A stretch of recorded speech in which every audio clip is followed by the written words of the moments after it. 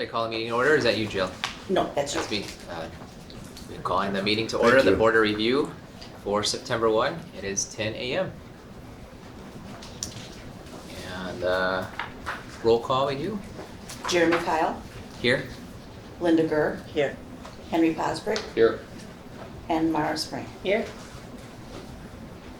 All right, next is a statement of public notice. This meeting was noticed in accordance with the open meeting law. Good to hear it. Next is the approval of the May 11 minutes, which are in front of us. Any motions to approve? I'll move to approve the minutes. I'll second. With a tie. There we go. We'll give it to Linda. There you go. Yep. Thank you. All in favor? Aye. Aye. Aye. Yep. You need a roll call on that, right? No, I think the voice is fine. Yeah. Minutes from May 11th are approved. And next is to verify that we have the ordinance for the confidentiality of income and expenses. I see that in front of us. So I assume that is correct.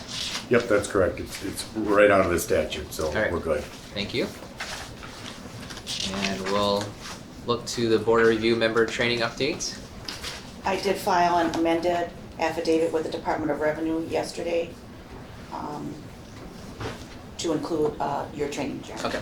Which means we have 3 out of 4, which is better than the 1 was required. So we're good to go. All right, and then behind that ordinance is the procedure for the sworn telephone or sworn written testimony requests. And let's see here.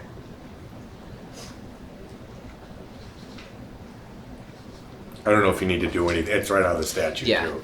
It's just just for your. reminding Just us what that to you do. have a policy. Yep. For the, right, for the board's Right. information. And we might need that policy later on, looks like. That's correct, that's right. correct. You'll need it this time. Yes. Then I will mark it. That works. Good. And then we get to review the policy regarding the procedure for waiver of Board of Review hearing requests. Same thing, She's right behind that. policies before you. Yep, thank you. And now we get to file and get a summary of the annual assessment report by the assessor. Okay, thank you. Thank you. I did a pre-handout, it's a one-page document. In the header it says 2021 revaluation recap. So first of all, I want to say thanks to the board and the clerk and other municipal officials for the flexibility through our troubles that we went through this year. So I greatly appreciate that. My name is Mark Blank, Statutory Assessor for the city. I have an Assessor 3-level certification, which is the highest level certification that the state offers. I'll start on the first bullet. Well, I always tell my history here. I've been involved here in the city since 1993, 94, somewhere in that area, with multiple revaluations. So for the first bullet, the last reevaluation was 2017. And for the 2017 reval, sales that occurred during the years 2015 and 2016 were used. Since that time, there was no revaluation activity, and the level of assessment had fallen on the tax bill last year to, I believe, around 87%. Without the reassessment this year or revaluation, the level of assessment would have been around 81%, because the market is increasing and assessments don't change. Therefore, the relationship of assessed to true market value is lesser. So for the revaluation, we use sales that occurred during the period of November 1st of 2019 through December 31 of 2020. Our effective assessment date is January 1, 2021. So for assessment purposes, we don't use sales that occur after the assessment date to establish the value. We do use sales that were leading up to the effective assessment date. As part of the reval, for commercial properties, we sent out the income and expense questionnaires asking business owners of the real estate business owners to reply to us with what their annual income is relating to the real estate only, not the business value, but the amount they're gathering for rents and the expenses that are tied to those rents, and we apply a capitalization rate and so forth based on the responses that we get from the local market. Historically, we're around 13 to 15% response from the local market, and that's kind of consistent statewide with the response that we get from there. In addition to that, before we send out the values, we're analyzing all of those sales that took place during the period of 2019, November through the end of December, validating those sales. And that's one of the most important things that we do as part of the revaluation, is to validate a sale, because the sale properties are what's being used to establish the assessed values for the properties that did not sell. So in other words, if I as an owner sold a property to Nick to my right here for $500,000 just because he wanted it, and the property value was really worth $300,000 in the true marketplace, we wouldn't want to use that $500,000 sale to establish the values of other properties in the neighborhood. It's just a unique situation. So for the sales verification effort, it starts with a real estate transfer return. We have access to all of the real estate transfer returns. There are some fields on that return that are yellow flag, red flag items that are marked as are the buyer and seller related parties. Sometimes the preparer checks that box accurately and sometimes they don't. So we'll have to do some additional research there. Also, partial interest was full interest in the party transferred. Land contracts, where the sale price typically on a land contract includes the interest that the buyer is paying the seller over a period of time. So a property's worth might be $350,000, but with interest it's $425,000 or whatever the number may be over a 10-year contract. So it would not be accurate to use that additional $75,000 in establishing the values of properties that had not sold. In addition to that, we mail out sales questionnaires to all properties that sold. Ask the purchaser to return the form. It has 5 or 6 standard questions that are along the lines of what I just mentioned. Was the property listed on the open market through a realtor? Are the buyer and seller related parties? Have you made any changes to the property since the sale?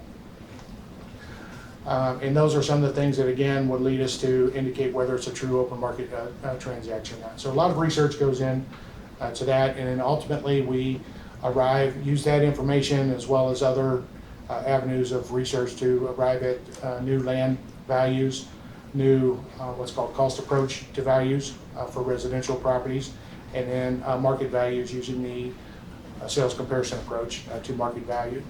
And we do what's called a regression analysis. You'll see on the sales comparison sheet that I believe it's 28 or 29 variables.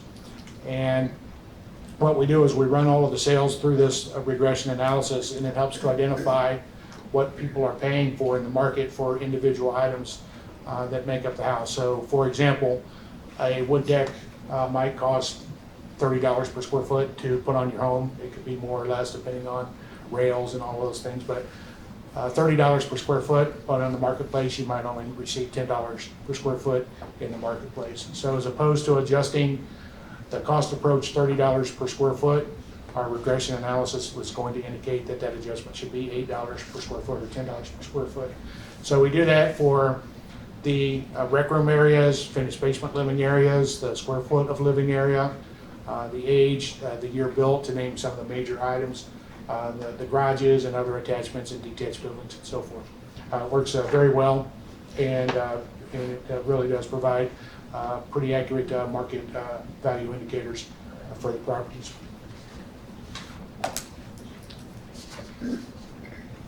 Bullet number 4, we mail notices July 2nd of this year, and we conducted the open book phone bank between July 6th and July 23rd. And as our standard policy, we understand everyone's schedules and so forth, and we advertise a date, and then internally we typically keep that open for an additional week if people can't make that window. So the advertised or on the notice of assessment, we asked for a call by July 23rd, but we did receive calls up through the end of July and took information from owners. Likewise, on bullet number 6, the open book appointments themselves were conducted July 7th through July 30th, and likewise extended as needed for those that were out of town or just procrastinated or whatever the case may be. So ultimately, we spoke to 220 property owners or 220 properties, which is roughly 2% of the assessment file. Considering that the last reval was 4 years ago and the average increase was 21% or so, it's a pretty good indicator of a couple of things. One, that the values tend to be reasonable, and two, property owners, I think, understand that the real estate market is up and understand it more in these times than they did in the past. And then the notice of assessment itself included a tax calculator where you could get just a little bit of an estimate if these numbers would have been in place last year, what your taxes might have been. And that tends to reduce our open book phone calls about 35%. We've checked it over the years, and it's a good tool for the property owners. That's really it's what they want to know, what's the impact of my taxes. So all in all, successful with the 2% indicator. Years ago, not only here but other places, 10% was the magic number. We planned and anticipated 10% of property owners during the open book, and 10% of that for board of review and so forth. The 190 changes that were made, typically it's 10% or less of the total value, and it's typically information brought to our attention that we're not aware of. The house has not been updated in 30 years or 40 years, or I took out the rec room that was in place, things of that nature that the property owner, and then on occasion, they will bring in some information of this property's for sale next door to me, or this property sold next door to me, and we'll look at that, consider that as well, and then we also consider the bank appraisals that they might bring to our attention as well.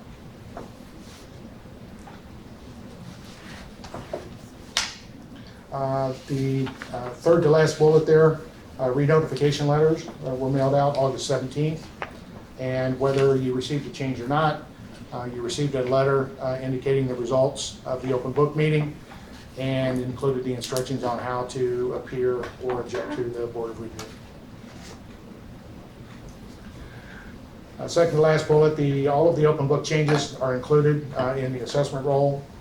Our local sales ratio is 100%. So in other words, when we look at the 2021 assessed value compared to the sales that occurred between November 19, December 20, our ratio is right at 100%.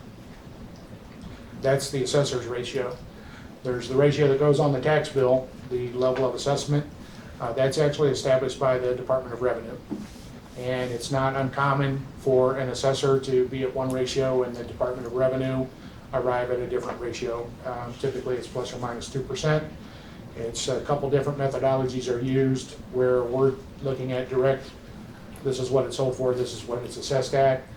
DOR is looking at the overall, last year you had $1 billion in residential value. This year we think you should have 1.3 billion and you have 1.2 billion, so your residential ratio is 97%. I'm simplifying it, but that's in essence how they arrive at that level of assessment. But for objections and for the review of appeal, or excuse me, for the purpose of appeals, we feel that we're at 100% of market value. One thing I forgot in my introduction, I'd like to introduce to my right here, Nick DePalma was a key part of the revaluation. He's been the day-to-day person here for several months now. Spoke with a good portion of the owners during the open book, as well as assisting with valuation and review and so forth. His supervisor behind me is Michael Weimer, who has worked here as well over the years in one capacity or another. So great job to both of those. There's other team members as well, but I do want the board to see these two faces here, key part of the project here in the city over the years.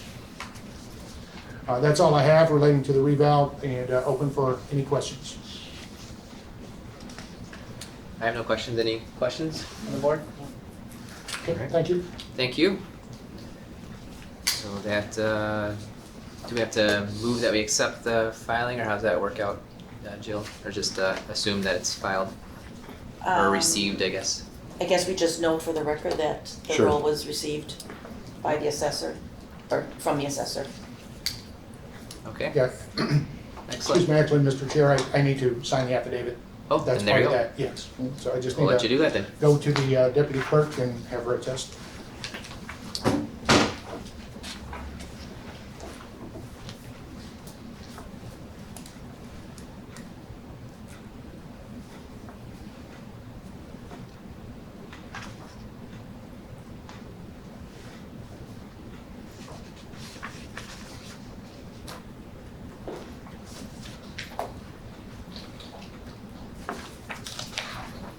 Okay.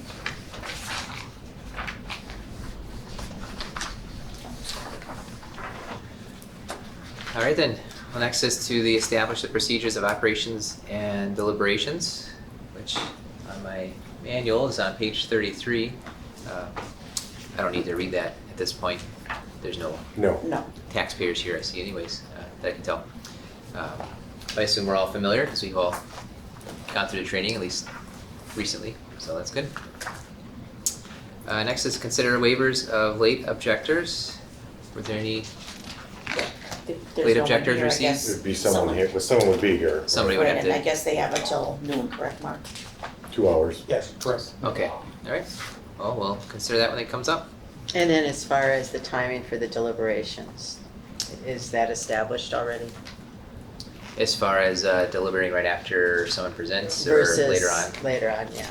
It's- Determines what you wanna do.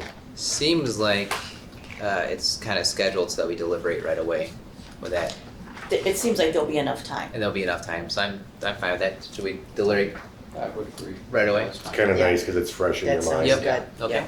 Well, and That's- one of the taxpayers will be on the phone, so, Right. So you have a scheduled time frame too. so Yep. I am assuming she would wanna hear the Right, deliberation. we'd keep her on the phone, right? Right. Mm-hmm. Good, okay.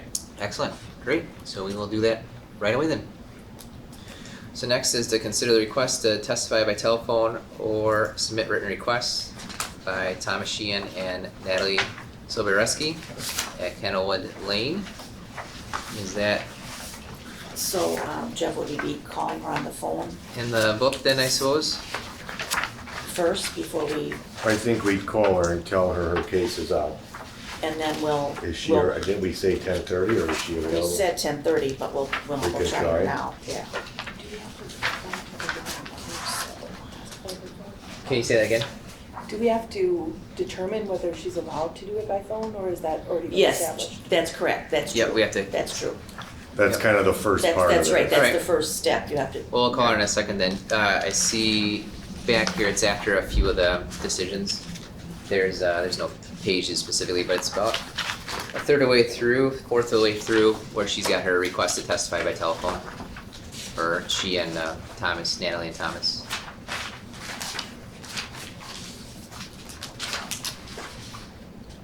Says they are out of the country, visiting family they haven't seen in years, grandparents. And so they have their objection right behind it. That appears to be notarized and sworn by a notary public. Does anyone object to either testifying by telephone or the written testimony that she has? And if you're looking for like criteria, it's in the policy. The last part of the policy are some of the things you can consider when making this determination.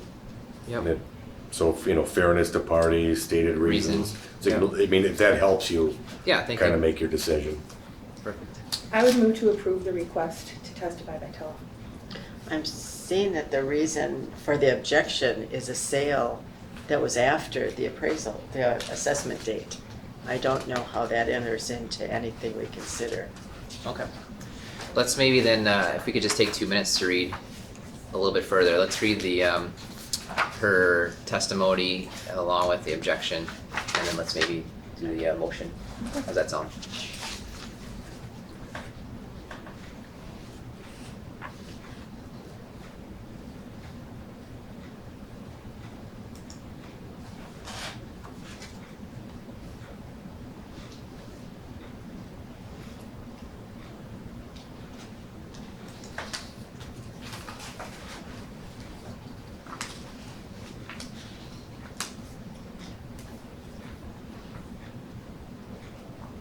So right now, we're only looking at her request to testify by telephone, not the actual objection, correct? We're not considering, we're wondering if we can, so we have the request for telephone testimony, and we also have the request for sworn written testimony. So we Right, can- so what we're evaluating under the criteria is the owner's stated reason for the request. That request is to appear by telephone. Correct, yes. And the request to submit written testimony. Correct. So we could separate those two issues. But we're not considering whether her value is correct or not. But When it comes to whether her value, my take on this is she'd want to be heard on that. yeah, So you could still say to her, hey, look, your date of the sale is whatever, but at least she has a chance to be heard. Just my take on this, if you even want Yes. it, is out of fairness to parties. Oh, for sure. I think it's, So it doesn't, that kind of detail doesn't matter. in right, this- it'll be Yeah. brought up, but it just doesn't matter in your decision on whether to allow her to testify by telephone. Right, that was my point. We Right. shouldn't be considering the merits of her Yes. objection, Yep. just whether she should be allowed. Correct. okay. All right.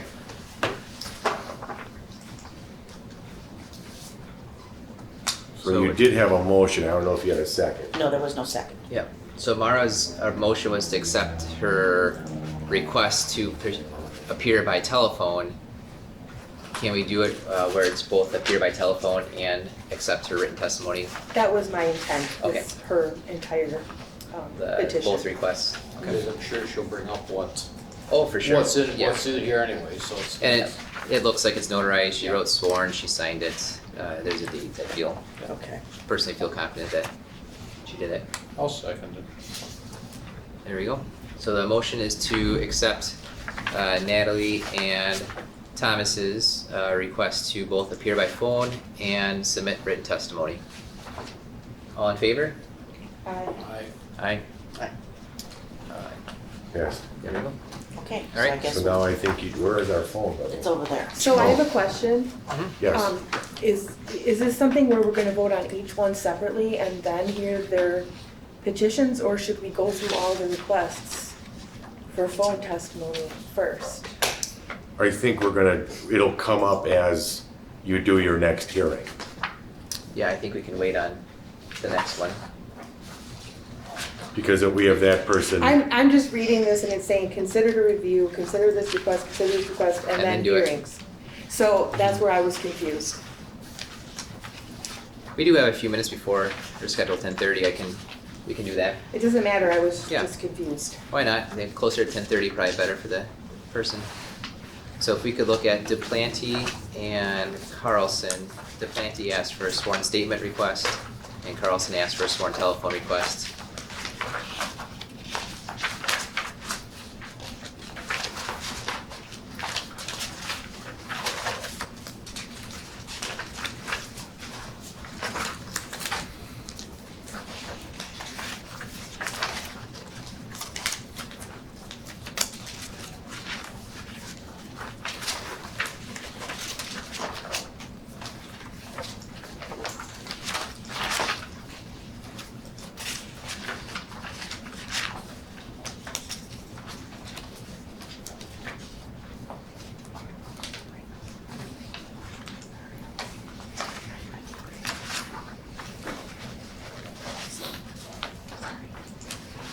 now Duplanty doesn't have anything on he has no reasons for the basis for the request.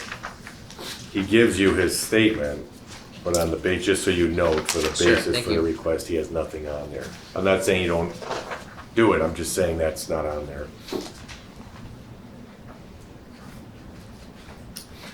She verbally told me that she couldn't appear in person. Okay. All right.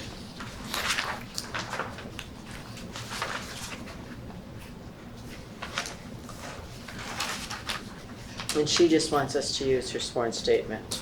It looks like There's no that. phone. Okay. And I think if you did that, you could just, at the time of her hearing, read that into the Statement. record. That sounds good. And then you'd have that made, and then the assessor can Do their testify, right? Okay. I say that we accept the sworn statement as a, So I hear a motion to accept her sworn statement for Annette Duplanty. Yeah. Seconds? I'll second. All right, I hear a second. All in favor? Aye. Aye. Right. Aye.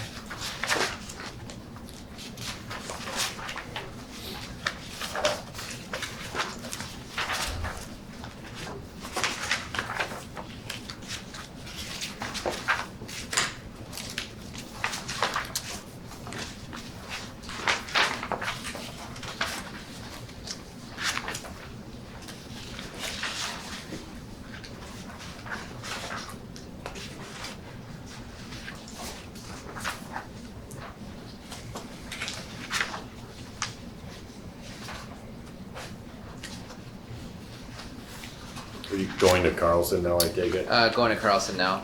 Same thing on that one, just so you know that he doesn't, I mean, his basis for his request is that it's overvalued. Well, that's not why He's not I want, addressing that's the not reason why for I wanna telephone. do by telephone. Maybe people just don't really understand what they're supposed to put in there, but I just wanna note Yeah. it for the record. Thank you. Well, he also says his mailing address is Right. in Arizona. I saw right, that. Right. Yeah, Right. Yep.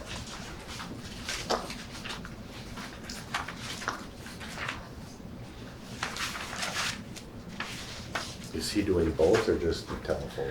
He just checked telephone. He Request didn't- sworn telephone. Right, he didn't submit any, that's one statement. This is his objection, but there's no, that's just a standard form. If I could get a motion to accept Brian Carlson's ability to testify by sworn testimony by telephone. I'll make that motion. I'll second. All in favor? Aye. Aye. All right, aye. I hear it approved. Good. Save us a few minutes, Mara. Get some on time. Thanks. All right, so now we're moving on to the hearings and decisions on objections. And the first one up is Candlewood Lane. Yeah. So we'll double check that the recorder's working.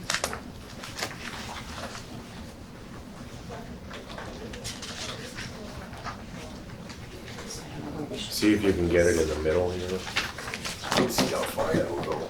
He's got a long enough cord, but, we'll just If have you to be could kinda careful get it that, maybe, like, almost as if where they're sitting, like in the middle there. like here.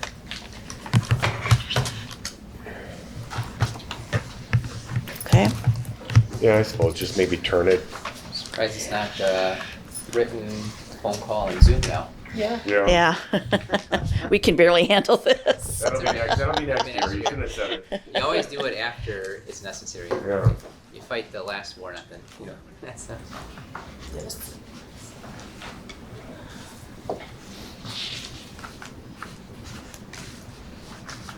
She had that email too with that other phone number. Oh. She gave us two phone numbers, Sure. so we're gonna, Everyone found her page. She's got the findings of fact and her testimony and things are afterwards.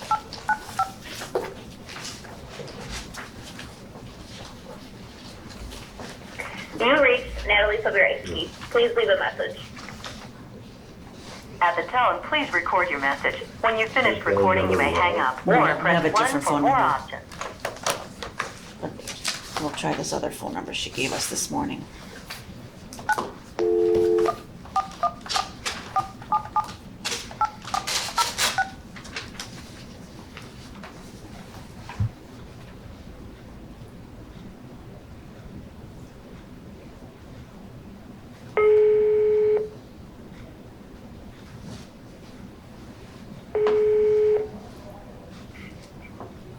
Hello? Is Natalie there?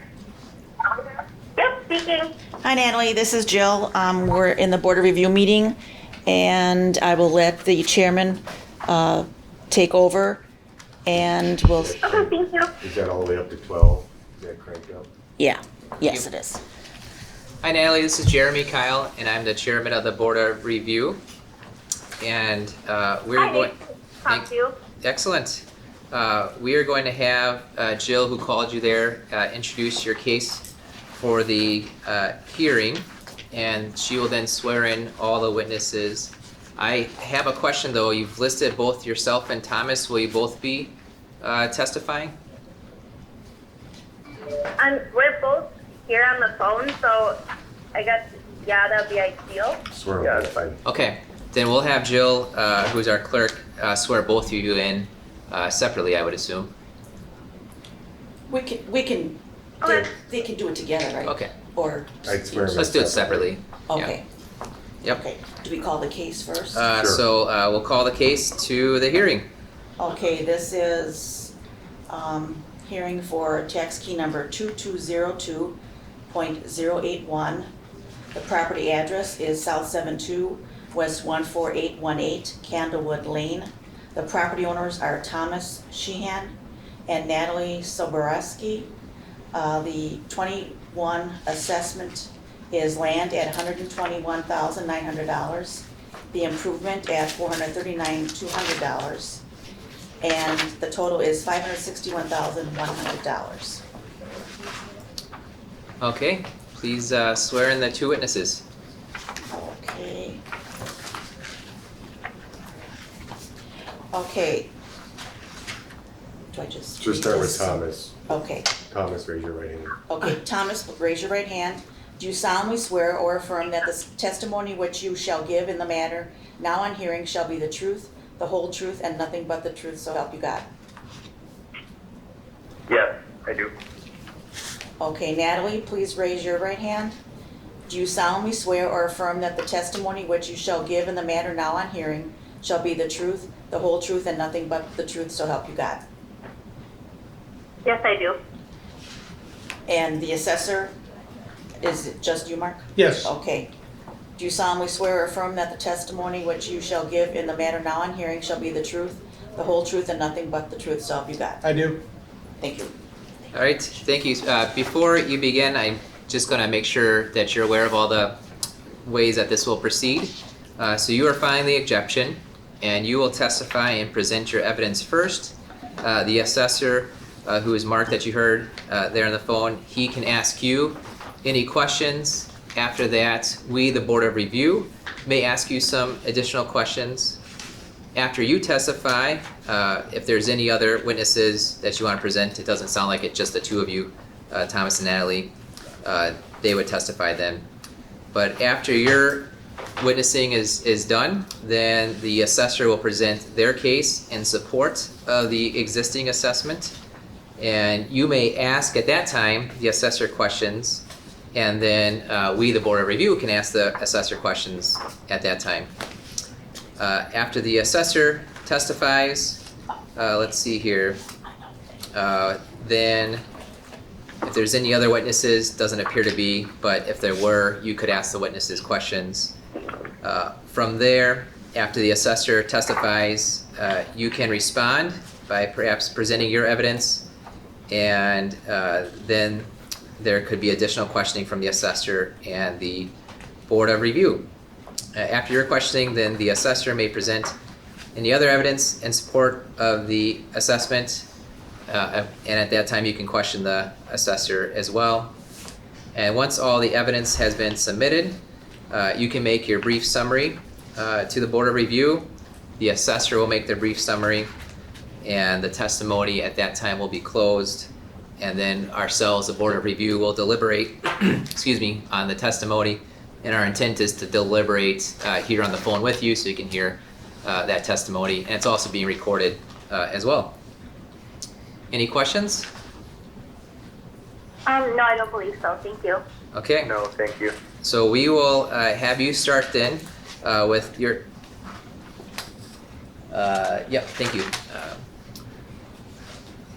I've got a statement real quick as a reminder. Oh yes, that's an excellent reminder. Good. So as a quick reminder, we want you to understand that it is state law that the Board of Review is required to uphold the assessor's valuation of your property as correct unless you, by your testimony, can show that the assessor's valuation is incorrect. So the burden of proof is upon the taxpayer. Do you understand?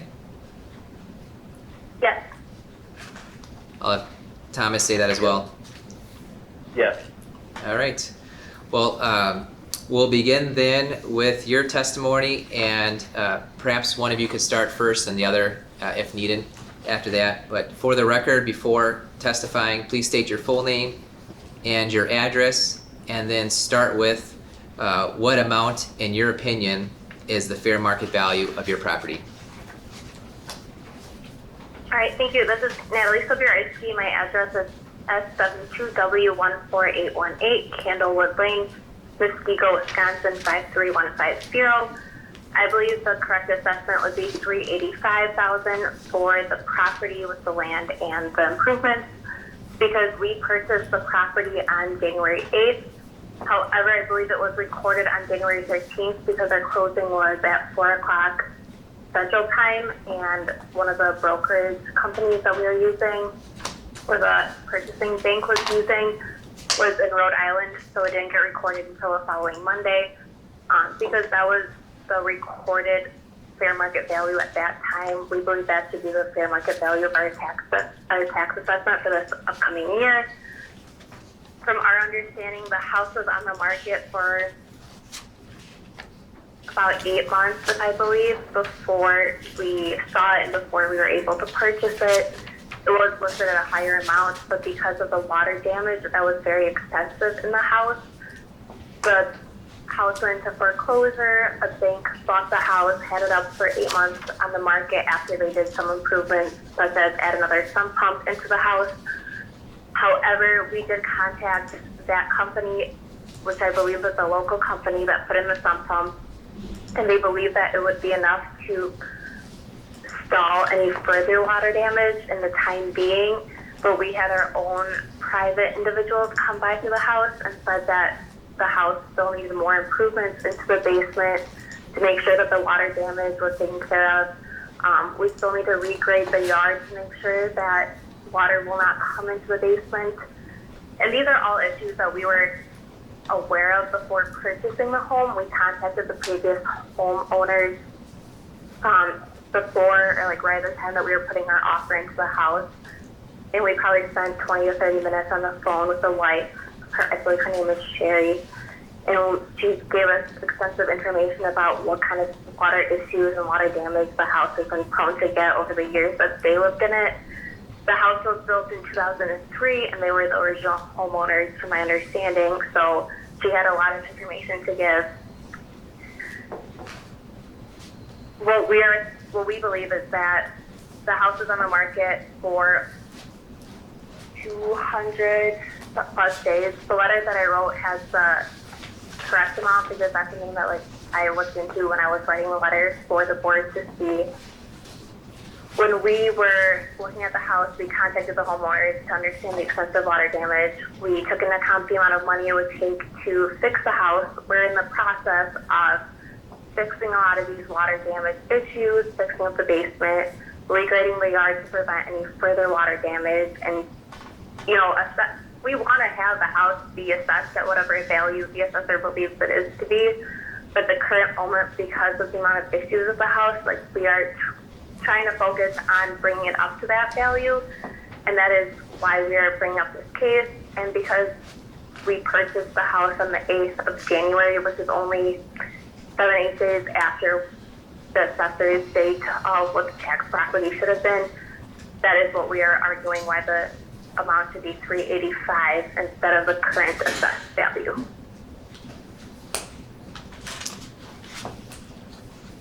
Okay. Any further testimony from yourself? Or from Thomas? No, not from me. Okay. Would the assessor like to ask any questions of the property owner? Yeah. Does Thomas want to say anything? I don't know. It didn't seem that. Okay. Thomas, do you want to say anything? Testify separately. So yes, this is Thomas Sheehan. My address is S72W14818, Candlewood Lane, Muskego, Wisconsin, zip code 52150. The only thing that I guess I could add to what my wife Natalie provided is that I think it's no secret to anybody in the room or out of the room that the property market in Mosquito, Wisconsin right now is at an all-time high. houses are selling within 24 hours, maybe some more, a lot less. It's like a fish world out there as a potential buyer. And looking at how long this house sat on the market before we were able to obtain the property, I think speaks for itself in the sense that, the house was not worth what the bank had initially listed it for, which was provided by my wife Natalie in her letter that was provided. Had it been worth even close to that value, I think we all know that it would have sold, in much less than 8 months. I guess that's pretty much the only thing that I have to bring to the discussion here. Okay, thank you. I'll have the assessor ask any questions, if he has any. Yeah, I just have one. Mark Link, City Assessor. The basement area, is any of that finished at all in the lower level, or was that all removed as part of the flood damage that you're describing? So, this is Natalie. From my understanding, they had to re-drywall part of the basement before we got into it because of a potential mold issue. So I believe it was 12 to 18 inches that were cut out. But the whole basement was, the carpet was stripped out, so it was just a concrete bottom. The walls white. The cabinets that were originally in the basement, half of them were taken out, I'm assuming because of the water damage. And then part of the basement was originally unfinished as it remains. I'm not sure if I can add anything else. I'm not really Yeah, this is Thomas Shant. In the basement, the drywall, you can see where it was cut up to. There's little access points that you can see. Like, for example, underneath our stairs, you can see where the drywall was cut up. It is approximately 18 inches, but whoever the bank had come and do the work, I would assume was a fly-by-night kind of individual. And what I mean by that is the workmanship on it is extremely poor. There's areas that quite literally need to be just totally redone. how you know that. So I work in construction. I'm a plumber by trade, and I work in new construction, remodel, any kind of commercial, industrial property. I kind of do it all. So with my background and seeing a number of other houses in the past that have had this damage before, it's nothing new to me. And I think that's probably why we were a little bit more comfortable with purchasing the property. But yeah, the damage in the basement is extensive. There's cracking in some of the poured concrete floor that you could tell came from heaving. There's also inspection reports on record from when we bought the house that state that information from licensed inspectors. Yeah, that's kind of what I have. And I'm sorry, one other question. On your objection form, at the bottom, section 4, item D, it indicates you had an appraisal, if I'm reading that correctly, December of 2020. Is that $558,000? Yeah, so the landmark credit union, we talked to them and they told us that they were not going to take into account any of the water damage into our appraisal, just so that, under the understanding that we could fix some of this so that we could get the mortgage for the house. We're 25, 26. I just recently finished school up so getting the mortgage was a little bit Tricky. creative, I would say, between the bank and ourselves. And so when we got the assessment, we were under the impression that these are water issues and damage that we can fix, and that is true. It just wouldn't be able to be done before we finish up 2021. Also, this is Thomas Sheehan. I believe that we also need to take into account the current state in the pandemic that we're in. These house appraisers that are coming through a lot of times are not even entering residents.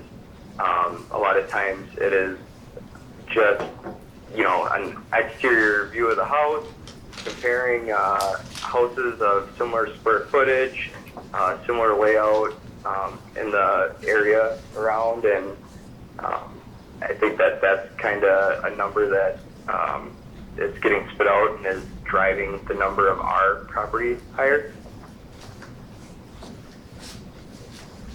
Okay, That's all the questions I have. Thank you. all right. Next we'll have questions from the Board of Review. Any questions from the Board of Review? This is Jeremy Kyle, the chair. My question is, I just want to clarify, the assessor had asked if previously the basement was finished and now it is not.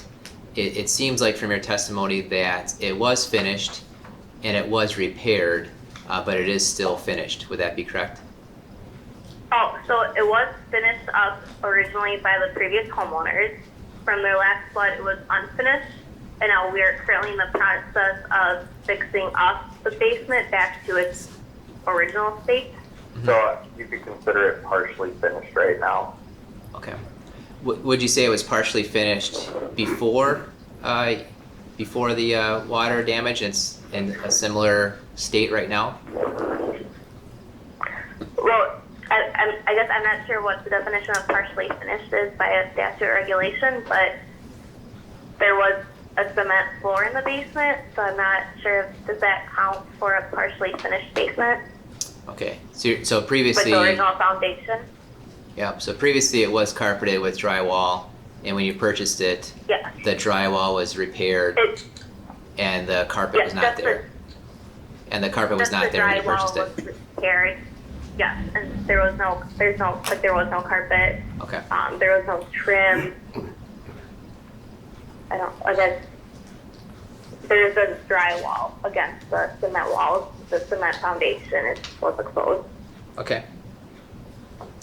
That helps me out. Thank you. All right. Any further questions from the review board? We'll move next to the assessor. If I can just jump in. Go ahead. first. Thank you. Because you're allowing oral and written testimony, you may want to ask her if she wants to move this August 18th letter into evidence. And I'm doing that for the purpose of appeal. If this goes to court will want to know if this is in the record or not. Okay. That's a good idea. So then to move it into the evidence, we would need to just She would mark have it. to say she wants to move it in. Okay. So then you gave us a sworn written testimony, and we're wondering if you'd like to have that testimony moved into evidence. Would you like that moved into evidence? Yes, Okay. yes, please. So So that mark it is as Exhibit 1. all mark it right. as Exhibit 1. So it's in evidence. It is Exhibit 1. Thank you. Thank you. And now it's time for the assessor to make their case.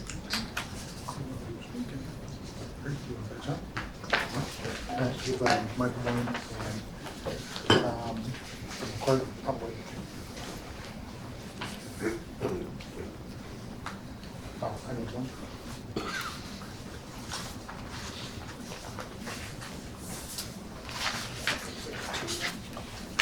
If he wants to move it in. I guess we should, do they have this, Mark, or? They do not. Okay, maybe you want to tell them Yeah, what I'll you're doing. explain what I'm introducing here. So what I'm giving to the Board of Review is a two-sided property record card and a sales comparison sheet. for the subject property. And I can certainly email that out to you, but if you bear with me here for a moment to determine if you need to see this at this particular moment in time. Okay. For the board members, on the front side of the property record card, in the lower left-hand portion, you'll see the sales history for the subject property.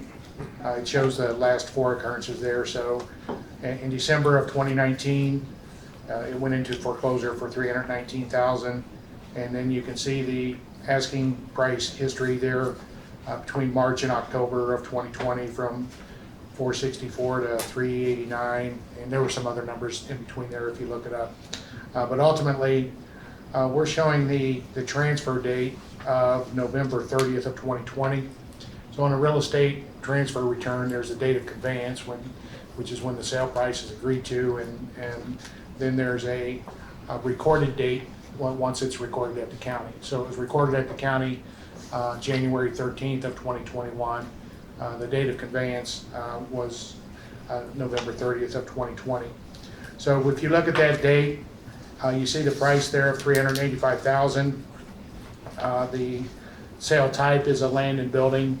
We indicate whether it's a land only or land and building sale. And then to the right of that, you'll see validity. That's the codes that we use to determine open market sales. The F obviously indicates there what we call a post foreclosure sale. So all post foreclosure sales are not invalid, and all post foreclosure sales are not valid. They're what we call the yellow flag category, where we have to research and so forth. If you went to the sales comparison sheet, at the top it's cut off a little bit, but that says comparable sales analysis. The first property listed is the subject property. And moving down the left-hand side, you'll see all of the characteristics for the property, the year built, 2003.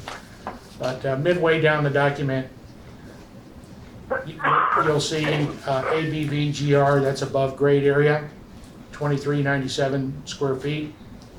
And then finished basement area, 1427, finished basement living area, for a total square footage of 3824. And then in the lower left portion, you'll see the market value of 561.1, which is what arrived at looking at the comparable sales that you're seeing here and their sale prices that are shown on the bottom of the document, and making adjustments for differences in characteristics such as finished basement and so forth. So to maybe speeding things up here a little bit, the property owner was not in for open book. When preparing for the case, took another look at the advertisements, and one of the things that caught my eye is the square footage was advertised at 2377 square feet. Most of the web providers out there will include, whether it's finished basement or rec room, they'll include that in the total area. So that was a flag that, hey, we're 1,400 square feet off here, or difference. And the advertisement listed as partially finished, and after further review of that, it's kind of similar to what the property owner described. We did not consider that a finished basement living area or rec room based on the status that it's in. I think the only completed room from the listing is the bathroom that's in the basement. So had the property owner come to open book, or had the ability to come to open book, we would have either reviewed that information with them at that time or gone out for an interior inspection to verify. But I am convinced that this is new information after signing the roll, that the previous finished basement living area is no longer there. No way for us to know that as the assessor unless we're contacted. So if the basement were removed, the finished basement living area, and some consideration given for the condition that the property owner has mentioned, and even stigma, had the property owner come in for open book, I'm fully confident that we would have revised the value to the sale price because it does meet the criteria, at least for being on the open market. And this is just a situation where the assessment data, we are not aware of the conditions on the property, and the open book value, if the owner were in an open book, we would have had a revised value at that time of land, 121,900, building 263,100, and total 385,000. That's all I have. Can you repeat those numbers again? Land, 121,900, building 263,100, total 385,000. Okay. And then accordingly, we will flag the record for a follow-up review for the assessment year 2022 to see if the repairs have been made and so forth. Okay. That's all I have. All right. Well, the assessor has testified. Any questions of the assessor from the property owner? No, I do just want to say, we did know that open book, I believe, was July 13th, and just with our work schedules to make it for this vacation, and I know there was dates that we could call to make an appointment, we just weren't able to take any time off to address this until, well, right now over the phone. So thank you so much. I believe we're at the, Mark, did you want to mark your exhibit? Do you want to move it in, or? Oh, yeah, it's introduced as an exhibit, yes. So exhibit number 2. we have Mark's information that he shared with us as exhibit number 2. At this time, the property owner can make a summary if they would like of their evidence. Would you like to summarize This might be a anything silly at all, or? question, but do we have to? Does it sound like, I don't believe you have to. I don't, Just okay, your thank opportunity. you. I don't think, we don't need to, thank you. Okay. And then the assessor, any summary? Nothing Okay. further from the assessor. All right then. Can I move that we continue with deliberation and accept the assessors? Let me first, I'm going to, this is Jeremy Kyle, I'm going to close the testimony in this case, and I will now open up deliberations in this case by asking the Board of Review members to state, based upon the sworn testimony presented, whether the assessor's valuation of the property is correct or incorrect. This seems like a roll call type of vote. So, We go Yeah. through. Aren't you going to go through the You want whole? to Go through the whole thing? this? Okay. Yeah. Then Let's do you'll that. do your roll call at the end. All right then. Excellent. So we have a form in front of us called the Findings of Fact, Determination, and Decisions. We have a lot of this information presented for us from the assessor and from your information. And it seems that there was a timely notice of your intent to file an objection. We have it correct on how many board of members are present here. And we do have enough board of members that have received their training within the 2 years. And we'll take in here, we have 2 witnesses on your behalf. And so I'll write in your names, both Thomas and Natalie. And we also have Mark as the assessor as a witness. And you do have sworn testimony included regarding a recent sale of the subject property, which was $385,000.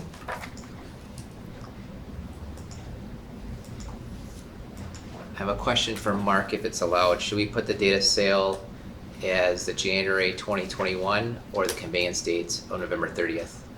The assessor's procedure is the conveyance date. So we have a conveyance date of November 30th, 2020. And there were, now this is by the property owner, the property owner did not submit any recent sales of comparable properties. And there were other factors listed. I'm going to summarize for you that the factors you stated were based on the foreclosure, on the time on the market, and the water damage and the lack of a finished basement. Yeah, that sounds great, thank you. I have a question. I thought that the property owner's testimony was for a sale in January of 2021, and the assessor's testimony was about a different conveyance in November of 2020. Is that incorrect? I can clarify if the board allows. Please do, yeah. There's, the conveyance date is November 30th of 2020. The date recorded, which is the recording at the county, was January 13th of 2021. There is So- typically some date, or there's some time between the agreed to price and so forth in the recording. Okay, it was my understanding that these people on the phone said that they purchased on January 8th, and it was recorded on the 13th. And I was just wanting to make sure that wasn't a different conveyance on the 30th of November. No, and my information is coming directly from the real estate transfer return. Okay, thank you. So I'll keep it 11:30, if that's all right. Sworn testimony on behalf of the property owner was presented by any other witnesses. That was not the case. And then we had the sworn testimony by the assessor. And he did testify there was a recent sale of the subject property for the 385 conveyed on November 30th of 2020. He did have along comparable properties, so we'll say yes to that. And there were 5 comparable properties. We'll write in those addresses. We can just refer to the exhibit, I think. Just for the refer, exhibit. okay, there we go, we'll put those on, those are exhibit 2. Excellent. And there were other factors, I'd say yes, and that was the assessor at the time of the assessment was unaware of the lack of a finished basement and just the other mitigating factors. No other sworn testimony on behalf of the assessor, so we don't need to summarize that. Okay, so here's what kind of we're moving into the record later on, is that the board finds that there was a recent sale of the subject property. I'm gonna say yes. Yeah. Any objections? Yep, that's a yes to that. It does sound arm's length. Yes. And the sale was representative of the value as of January 21, Yes. Yes. yes. And we find that the sale supports the assessment, that's a yes. It supports the current assessment that Supports the presented? assessment, you're right, yep. So that's a no to that one, you're right. Yep, thank you, Mara. So what is the sale price? $385. What if any Yes. Yep, thank you. What if any adjustments based on evidence presented should be made for considering between the date of sale and the January 1 assessment date? I don't know of any other reasons we would change it from the 385. Not hearing any. So Right. what is the full taxable value? Seems like 385 is what we Yes. want to put down. Yes. All right. Let's see here.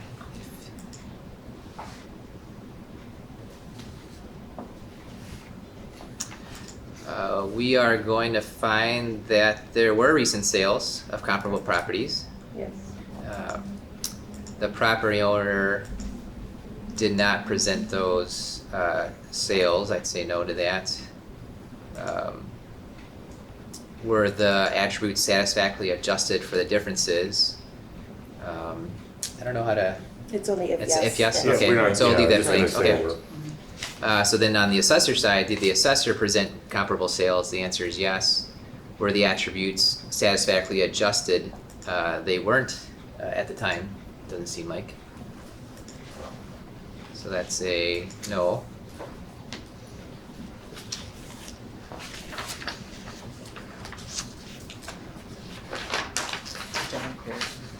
Yeah, I don't know that conclusion. So list the properties and values that the board of review relies on to make its determination as a fair market value. I would say the sale price. It seems, Yeah. yeah, sale price. I'll put in 11/30/2020 for that conveyance date. And the board of review finds that the assessment should be based on other factors. Seems like the answer would be yes. And the factors would be the sale price and adjustments to the comparable sales. Testimony by the assessor. there you go, adjustments based on assessor testimony.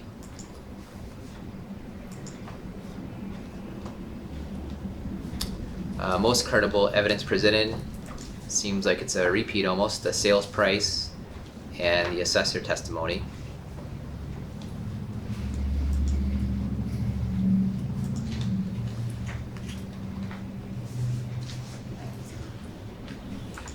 All right, so let's check these off before somebody makes the motion, I think we have to go to number 2. which is Go number to 2. right. Yep.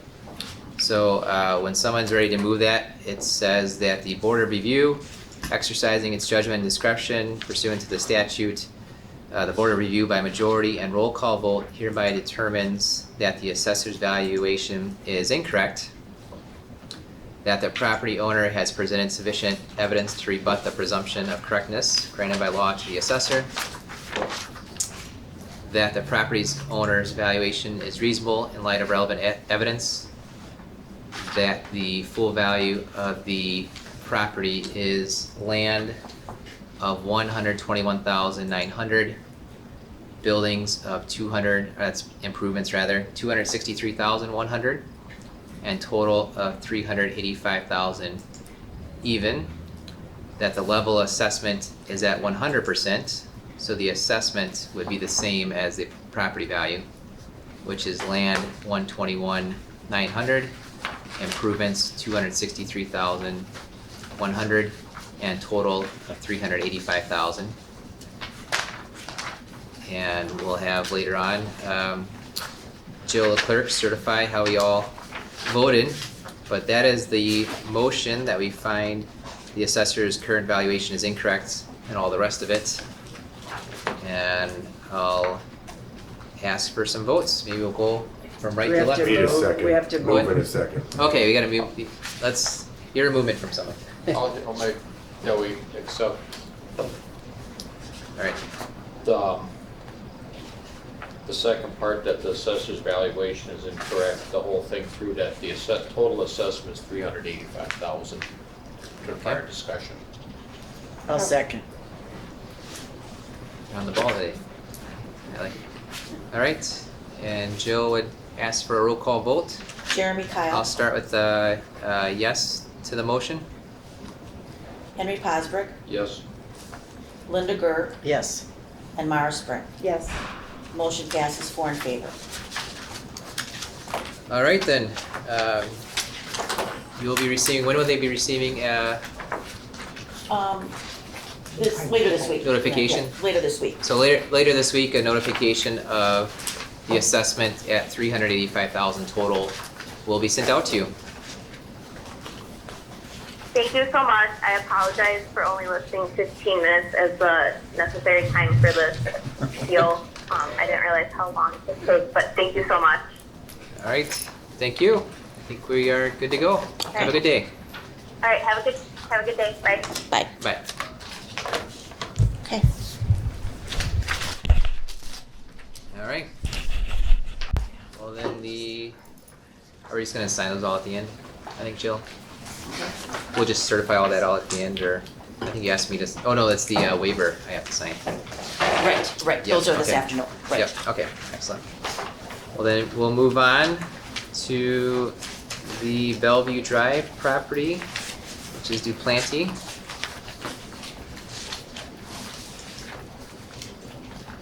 And this one is only asking for a sworn statement to be presented, which we accepted earlier.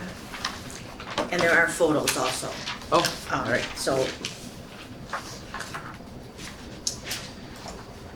Will we mark those in as? Right, you'll wanna call the case, go through all that stuff, and then Okay. Okay, excellent. So then, Too much papers. when Jill is ready, thanks for your help, I will have you introduce the case for hearing. Okay, this is for the property, which is tax key number 2198.973. The property address is West 165, South 7423 Bellevue Drive. The property owner is Annette Duplanty. The January 1, 2021 assessed value is land at $70,400, improvements at $191,800, for a total of $262,200. Okay. And then, it's time for the objector to, actually, first we'll swear in all the witnesses. We have a sworn statement, so I'll let you swear in the assessor. Right. Oh.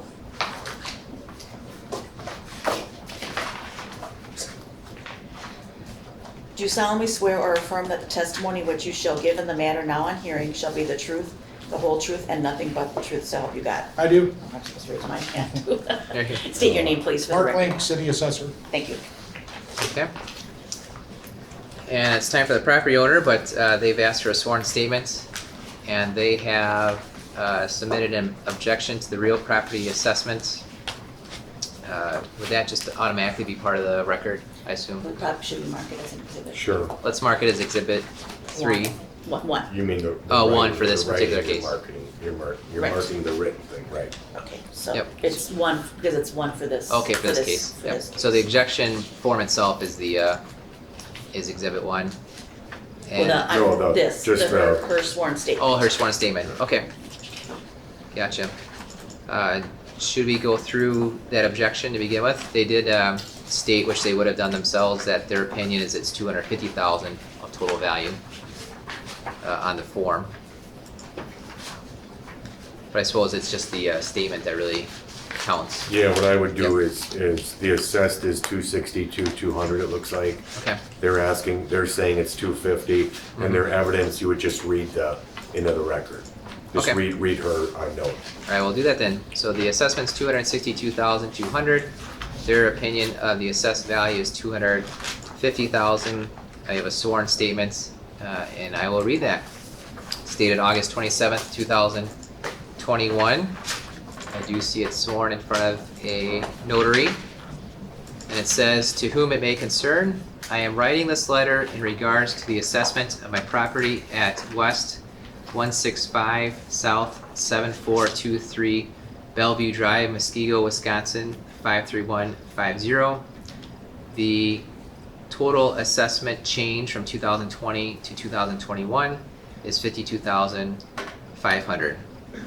We have had issues for many years, and since the library has been built, the runoff from the library when it rains causes flooding to my backyard. I have had walls in my basement fixed due to all of this. To this day, nothing has been done to fix this issue. I am attaching photos from 2020 of the flooding that happens in my backyard from a rainfall. I see your assessment is based on the houses in the area. Are they dealing with the same flooding from the library?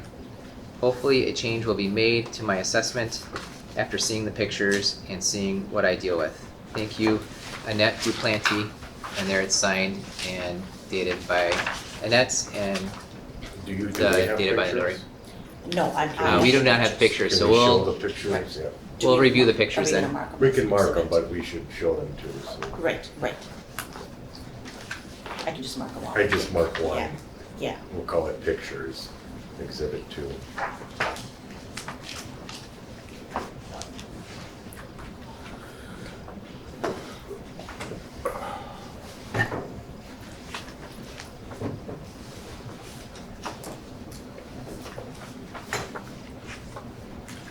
Mark, have you seen the pictures? I have not, I'll wait Okay. till the board is done. Alright.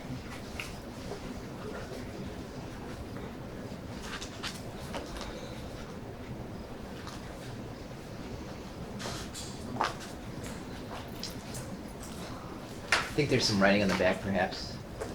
May If it helps 17th, anything. The dates of May 17th, 2020. No. Okay.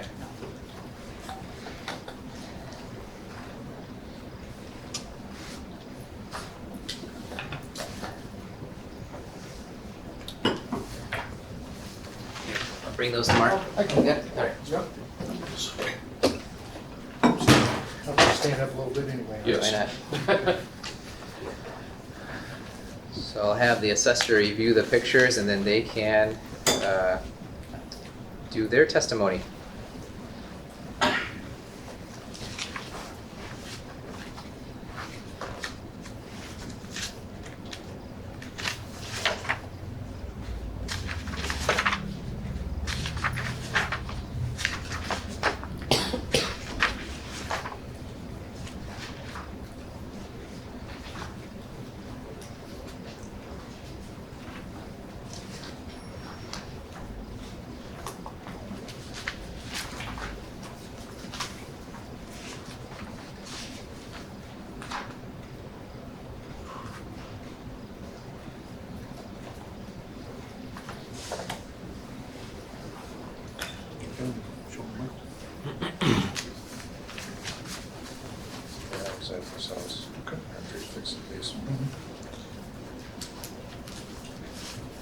Okay, are we at a spot for the assessor to Yes, please. introduce?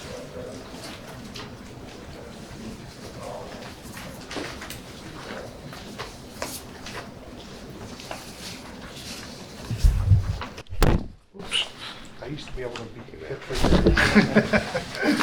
Thank you, Mike. Sure.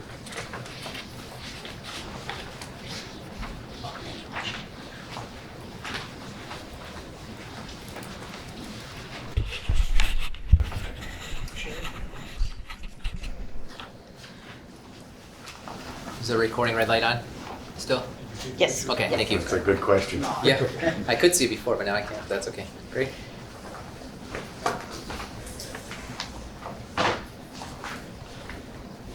So do you want this marked in as an exhibit mark? Yeah, after I hand them out, I'll normally go ahead and indicate that I'm Oh, introducing. okay, Yeah. okay. Did you get them? Are the back there? pictures part I of the exhibit? did. Yeah. I just want Michael to take a look so he knows what I'm talking Yes, about. from the, From the Property owner. property owner. Yes, I marked those as an exhibit. And what exhibit? Yeah. Number 2. Number 2, so this is, This is 3. Okay, so the assessor would introduce a 3-page exhibit. The 2-sided property record card, and the 3rd page is the sales comparison sheet for the subject property.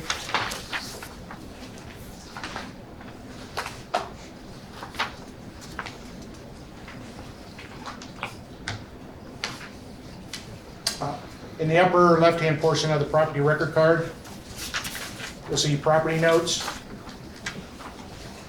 And we have, in the upper left-hand portion of that box, AV equals basement problems. So the AV is a condition rating, which is average. The normal condition rating for the subdivision is a good rating. So we've reduced the rating for the condition of the property that we'll talk about on the sales comparison sheet. And then you'll see a note, land, INFL, represents land influence, equals water runoff problem.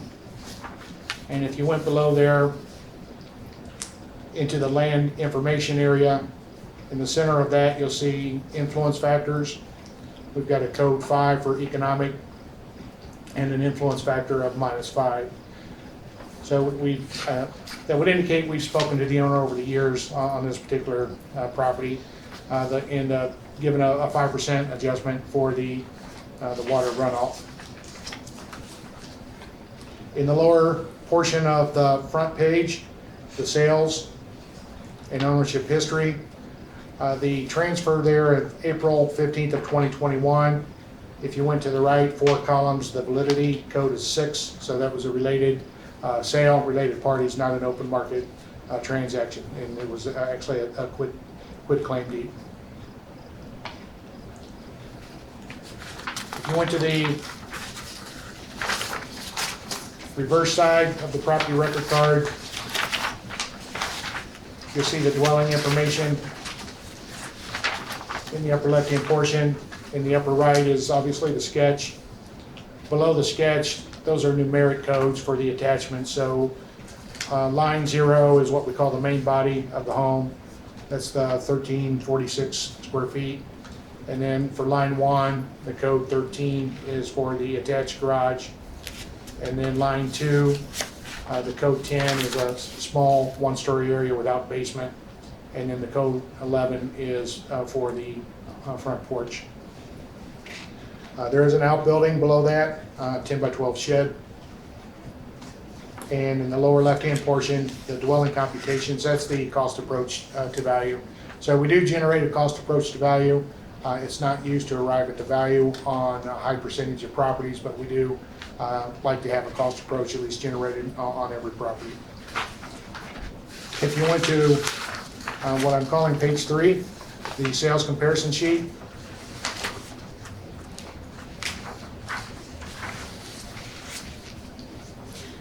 we did not have a recent sale of the subject property, so we used the sales comparison approach to arrive at the value for the subject property. The first property listed is the subject property. Below the photo at the top, you'll see the address and the acres. Below the total acres, I think we have a little time. I'll just do a refresher on the sales comparison sheet. Neighborhood, that's a unique neighborhood number that's assigned to each property based on its location in the city and also of the housing stock that it might be in that particular area. So in other words, on Bellevue, if there were a newer neighborhood in there of homes built in the 1990s, that would have a different neighborhood number because we would want to pull comparisons of the newer homes as opposed to the older homes. So it's a way to identify land values and select comparables, the neighborhood. And then the neighborhood group is just a larger pool of similar neighborhoods. If we're unable to find a similar property type in the same neighborhood as a particular property, these neighborhood group assignments allow us to go out and find similar type neighborhoods so that it's at least comparing similar economic situations for each property. Excuse me. Under the dwelling description, the attic we show as a 1, and for assessment purposes, attic needs to have permanent stairs to be considered a unfinished attic, full finished attic, and so forth. So if it's a pull down stairs, just as information purposes, we do not consider that as attic area. It's a ranch style home. I'll be moving down the left hand side. 1 story, exterior is aluminum or vinyl. MAS trim is masonry trim, 50 square feet. Year built, 1969. To the right of the front slash EFF would be effective year. If it had substantial remodeling, sometimes we'll use an effective age. This one we do not. Then we have the room counts. Below the half baths, additional fixtures, those are additional plumbing fixtures. That can be a laundry tub in the basement. It can be an additional sink in a bathroom, something like that. For this age, it's probably going to be the laundry tub.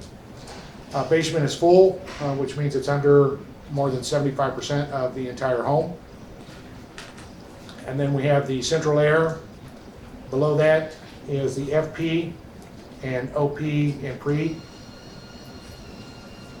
And a lot of acronyms have to be used, obviously, to get everything to fit on the sheet. So this represents fireplaces, and whether they are masonry or frame fireplaces, and the number of openings. In this instance, there are no fireplaces. And if you went over to comparable number 4, there to the right, you'll see the 1 and 1. That just represents 1 fireplace stacked with 1 fireplace opening. Back to the subject, the grade is a quality rating assigned to each property based on the information that we have. Quality grades range from the E level, which is the lowest, up to AA plus, which would be the custom executive type homes and so forth. But this is a standard 1960s ranch that has the standard C plus rating to it. CDU represents condition, desirability, and usefulness. Others call it utility, either way. The starting point for Muskego in most subdivisions is good, just because Muskego is a desirable area. And if there's property that's been remodeled, it might go to very good, or lesser condition would be an average in this instance. The above grade area, ABVGR area, is just what it implies. Finished basement area is 0, and that would be for a walkout type basement or semi-exposed in some instances. That would not be for rec rooms. There's a separate entry for rec room. Total SFLA would be the above grade square footage plus finished basement living area. Below that are some economic adjustments and other quality ratings that we can assign to each property, kitchen and bath ratings if they've been remodeled. Unfinished area, the rec room, and then other attachments such as decks, porches, garages, and so forth. Under the pricing data, that's the cost approach to value. And then in the lower left-hand portion, you'll see the market value of $262,200, and the market value per square foot is $190.97 or $191. So we show the same data for all of the 5 comparable properties, and we select the comparables again based on their geographic location, the style of home, the age of home, the quality of the home, condition ratings are the predominant ones that are used to select the comparisons. You'll see on the 5 comparable properties near the bottom, the sale date, comparable number 1, June 16th of 2020, sold for $300,000. If you went 2 rows below that, that would indicate the adjusted sale price for the subject property of $275,800. So in other words, comparable number 1 sold for $300,000, June of 2020. The subject property has lesser characteristics, mostly with the remodeling to the kitchen and bath on comparable number 1. So with those differences in characteristics, we would anticipate the subject to sell for $275,800. Likewise with comparable number 2, sold for $279,900. With the subject property's characteristics, again, predominantly on condition, and also some on the square foot of living area, we would anticipate the subject to sell for $266,100. So we look at these 5 comparables, generate this for all properties. At least there's an attempt. Some properties are too unique to get 5 comparables, but in short, you'll see the characteristics for all of the comparables, black and white photo, the sale date and sale price of each property. 3 rows from the bottom there, you'll see a distance. That's a penalty point system that we assign to each property to indicate how far away it is in characteristics to the subject property. So in other words, if and anything under 250 points is acceptable, and anything over that doesn't mean it's bad, it just needs another look. So in other words, if this were a 2-story selecting a ranch, there would be a high penalty point there. It would be 200 points. Or if it were 3,000 square feet as opposed to 1,373 square feet, again, the point value distance would be higher. So it's a way to analyze how good the comparables are, at least in our eyes, or how close they are in characteristics. The average sale price per square foot that you see there on the bottom, and that would be looking at the MKT square foot or the SP square foot. That's the sale price per square foot of the comparables, and the market per square foot of the subject. The average sale price per square foot of the 5 comparable properties is $191 per square foot. The subject property has been valued at $191 per square foot. The comparables are all in the same age bracket, mid-70s at best, similar square footages, and so forth, and are very reasonable comparable properties. We did make some concession, roughly $3,500 for the rear land. We've, pardon my ums, but it's a habit that I can't break. When you look at the water, we see this from time to time. I'm not saying that this was done, but over the years I've seen where an image gets captured on a particular hard rainfall. I don't know the date. I didn't research the date of May 17th to see how much rain we got that day. But there are not too many perfect lots in the city. Some of the subdivisions, yes, but there are a lot of ups and downs and peaks and valleys throughout the city, and there's really no way to adjust for all of those. Myself, I haven't seen anything that specifically indicates that the library has anything to do with it. That's outside the scope of the assessor's knowledge and focus. So in closing, no recent sale. We provided 5 reasonable comparable properties and making adjustments for the differences in the characteristics between the subject and the 5 comparables. And then lastly, 2 last things. On the objection form, Section 4, item D, the property owner has indicated that they had an appraisal November 30th of 2020 for $298,000. And then secondly, there's been no information submitted by the property owner by way of sales or adjustments and so forth to support the opinion of value of $250,000. It seems to be just taking the assessed value and subtracting some hypothetical number just because of their inconvenience with the runoff and their opinion that it comes from the library. And the difference in the opinion of value versus the assessment is only 5%. That's all I have.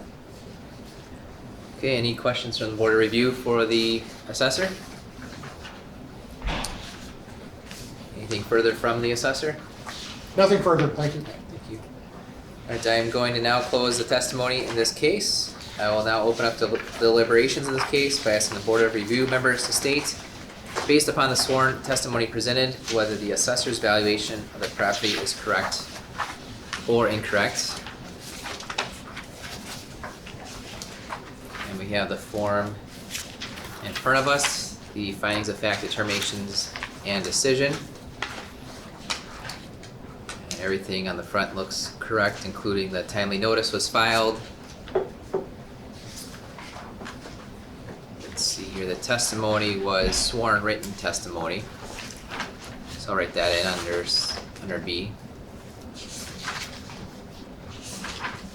And that's with her name, Annette Duplanty, I believe it was.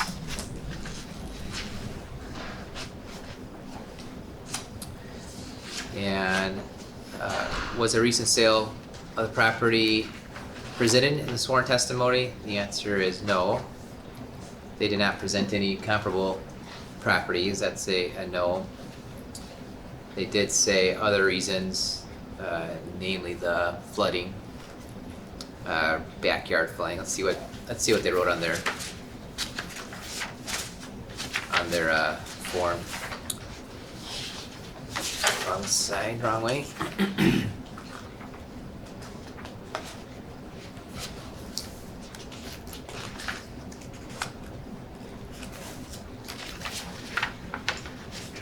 Backyard flooding, I think is how she put it, so I'll put that backyard flooding as a summary.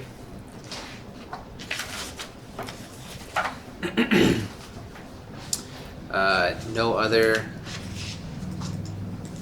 witnesses on her behalf.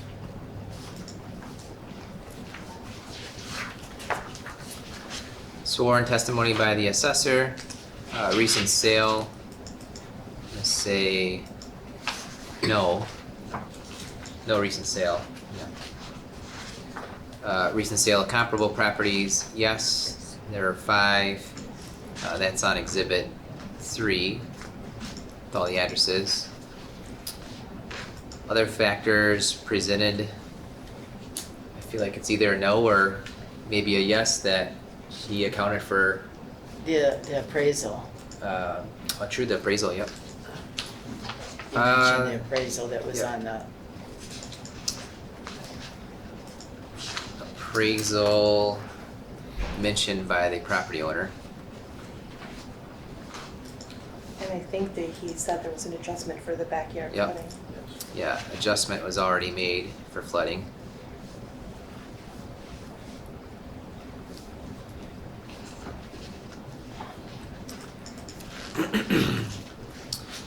No other sworn testimony on behalf of the assessor or other witnesses for the assessor. So we will find on number 2 that there was no recent sale, which we just skip A through D, I would assume. Let's see here. D3, would we put the full taxable value there or later on? I think later on, perhaps. yeah. Yep. Yeah, the Board of Review finds that there are recent sales of comparable properties, number 3 there. Did the property owner present testimony of recent sales? No. Did the assessor present testimony of recent sales? Yes. Were the attributes satisfactorily adjusted for the differences? I would say yes. what's the properties and values that we're relying on to make a determination. That's Exhibit 3.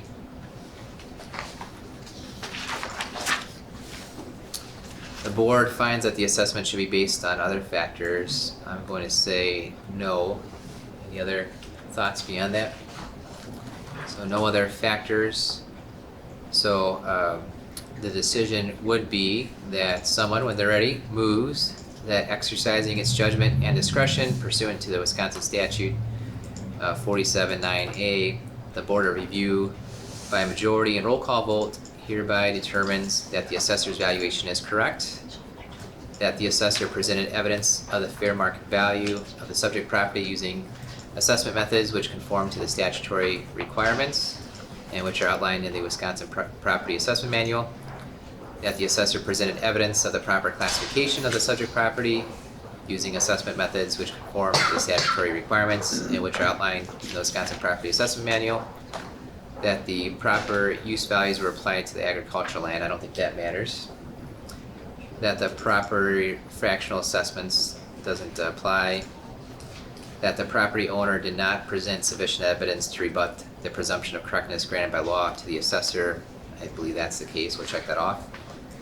That the assessor's valuation is reasonable in light of all the relevant evidence and sustains the same valuation as set by the assessor. So that would be the motion if someone could move. I would make that motion with one change. We need to correct the statute. Should be Yeah. 70.49. Right, we caught that, Yep, I yes. was just gonna say that. 70.47. So 70.47, okay. So 70.479A is the Wisconsin statute. Alright, and so Mara is making that movement. A second? I'll second it. Alright, Henry makes the second. And Jill will certify and take the roll call vote. Jeremy Kyle, Yes. Henry Posberg, Yes.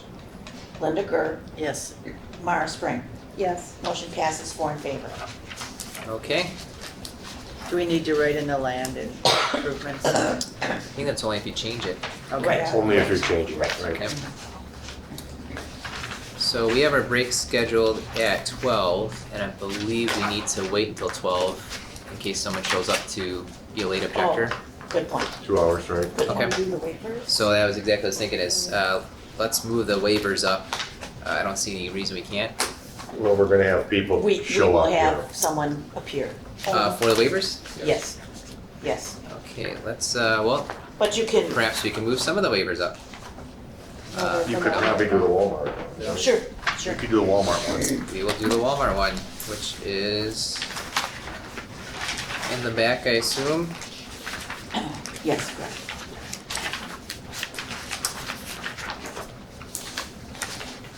As a reminder to us, there's 3 waivers. We have Walmart, 2 waivers rather. So Walmart will not appear, and then the assessor is requesting a waiver for the Philip Conradi address. So we'll look at the Walmart waiver request and move on that.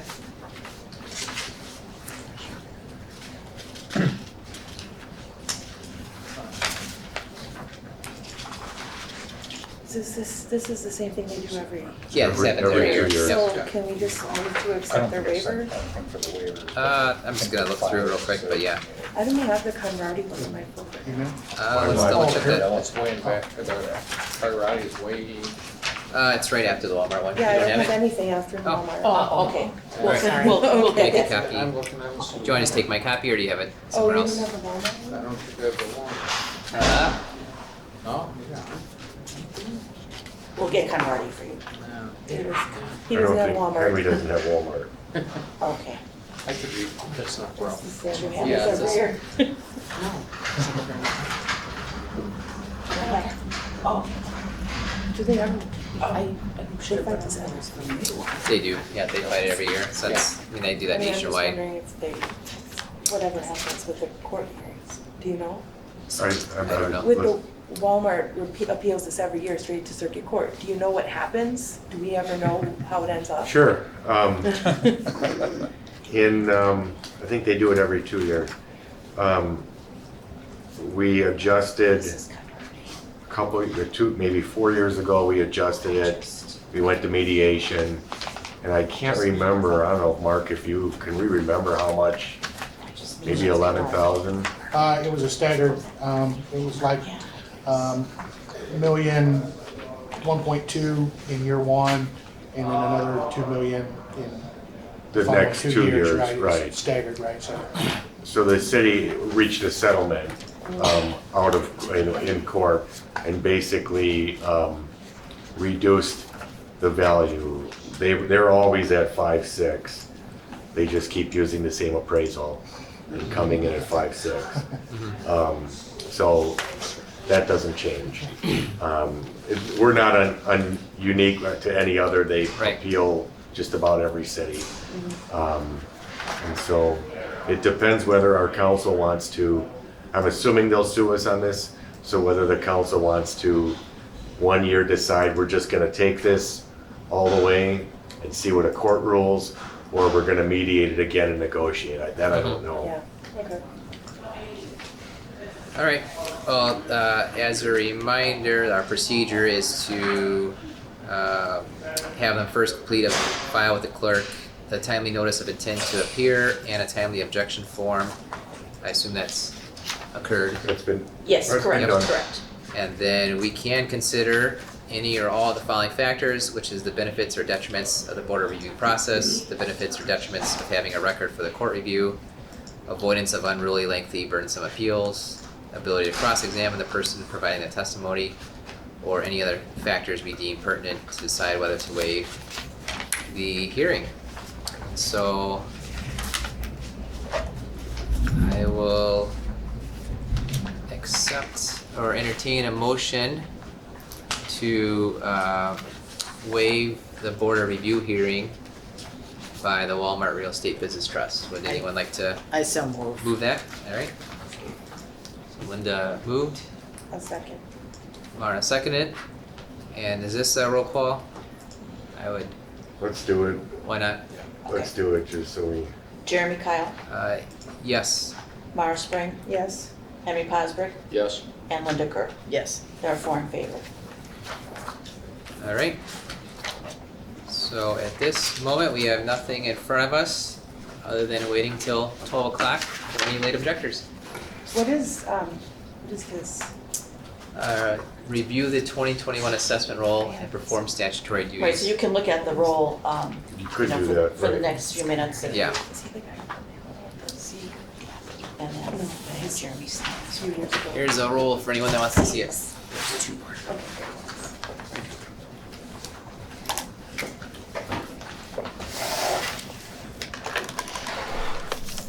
Are we still recording? We're gonna go off the record. Yes, do you wanna go off the record? You're right. Yeah. Why not? I love it. Shut it off. Sure. This is Walmart. The recording's on? Yep. Yes. Okay. Yeah. All right. Oh, you got two? Uh-huh, just like, can I have your book? All right, well, I see I just a, found them. I see a 12 o'clock time. We have been in session for 2 hours, and we will recess then until 12:45. Thank you. There we go. Okay, it is 12:48 p.m. and we'll come back into session. Next is the Carlson case, Briargate Lane, that's sworn telephone, and we've already accepted their ability to do a sworn telephone testimony. So we will give them a call then.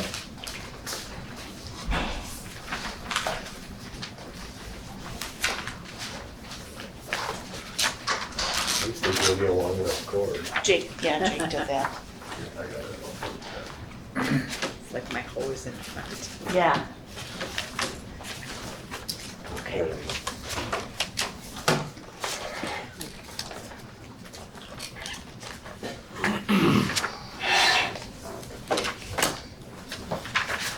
So Jeff, they haven't been given a comp sheet for copy to record that either? No, No issues? no. Okay.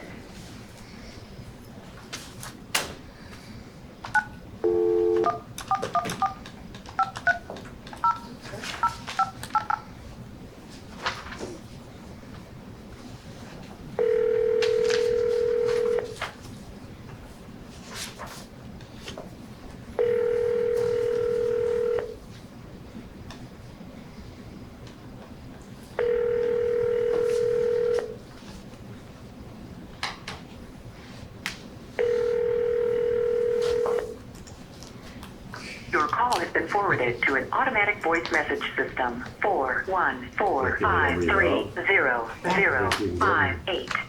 I'll look and 10 see. minutes. That's the one that's on this. Yeah, that's the one I use. 5300588. Yeah. Somebody forget their clock is on what time? Yeah. Yeah. Are they an hour different in this? Is it Somewhere gonna too? email them? I Yeah. think two. They don't change. Oh, We're gonna email him and just Yeah. see Great. if. Yeah. Arizona doesn't change? Part or all of Arizona Oh, doesn't do yeah. daylight saving. Mhm. Thought Indiana was the only state. No, no, I think But you Arizona. also have time zone change in there. Right. Yeah, the time zone change and, right. So what time? 4:45, what, Do we what's, ask what him time? to call The record is us? still playing, I guess, so. Or, That's right, yeah. now remember he had 2 emails. Oh, yeah, he did. Do you have both of them? Let's, Here.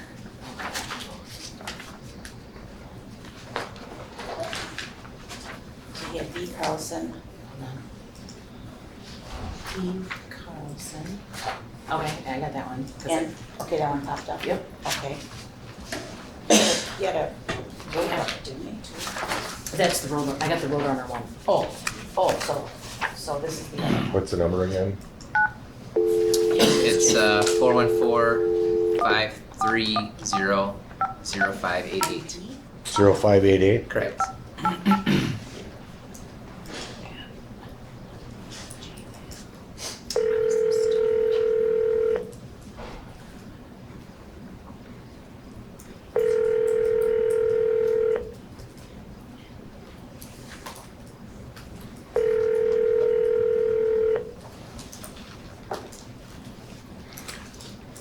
We don't know the number of this phone, do we? Even if we Yes. left them Your a. call has been forwarded to an It's automatic right on the voice back. message It's on the system. back. 4146. 41453000058. Where is it? 4146? 4146. If it's not available, at the tone, please record your message. When you have finished recording, you may hang up or press 1 for more options. Hi, City of Muskego is calling you for a board of review hearing today. It's about 10 to 1 Milwaukee time. You can call back. This number is 262-679-4146. Thank you. I just told him we were trying to reach him because I was pushing him, so. And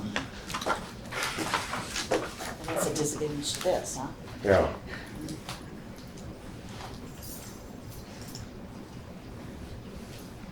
So now if he calls in the middle of the next one, should I grab that and take it over?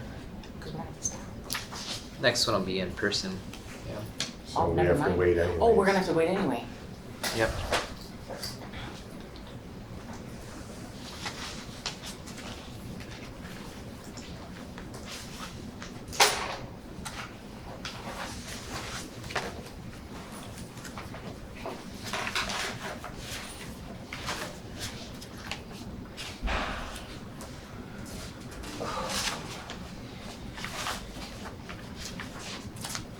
You want to just keep this going, Joe, or turn it off? Or? I suppose we can turn it off. Yeah. We're not doing Yeah. anything. Not do anything. Ryan, are you there? Ryan, are you there?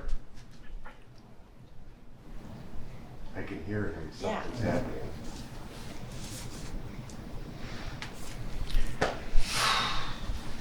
Hello? See, he's trying to talk, but he can't. It's breaking up. Now what are we doing? I don't know. Can you email him and say, can you try to call us from a landline? I don't know Maybe if he he's- can hear us, but we can't hear him. Maybe we- Brian?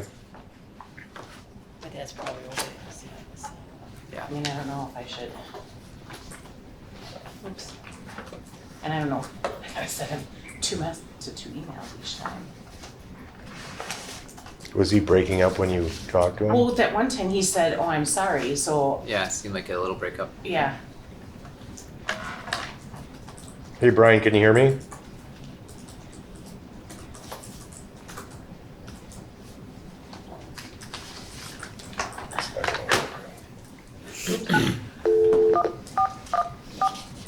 330 Yep.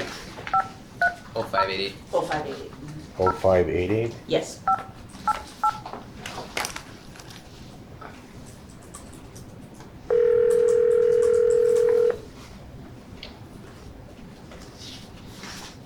Hello? Hi, is this Brian?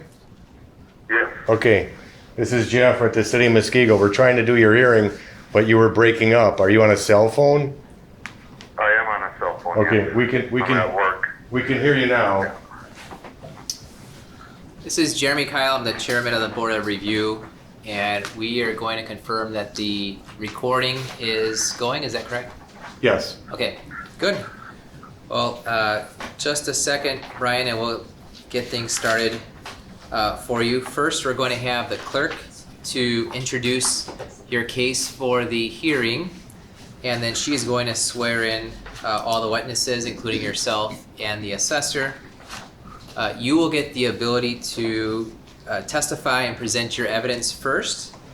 From there, the assessor can ask you questions. After that, we on the Board of Review can ask you questions. After you're testifying, if you have other witnesses, they may testify. And after that, the assessor will present his case in support of the assessment. And we will go back and forth from there. And then you'll get to make a summary, and the assessor will make a summary. And then we will deliberate in open session while you are on the phone. Okay. All right, so I will have Jill, the clerk, introduce your case and swear in both you and the assessor. And after that, I'll just make a statement for you, and we'll go, or statement to you, and we'll go from there. Okay, this is the hearing for tax key number 2198.098. The property address is West 167, South 7284, Briargate Lane. The property owner is Brian Carlson, and the 21 assessed value is land at $58,500, improvements at $219,500, for a total of $278,000.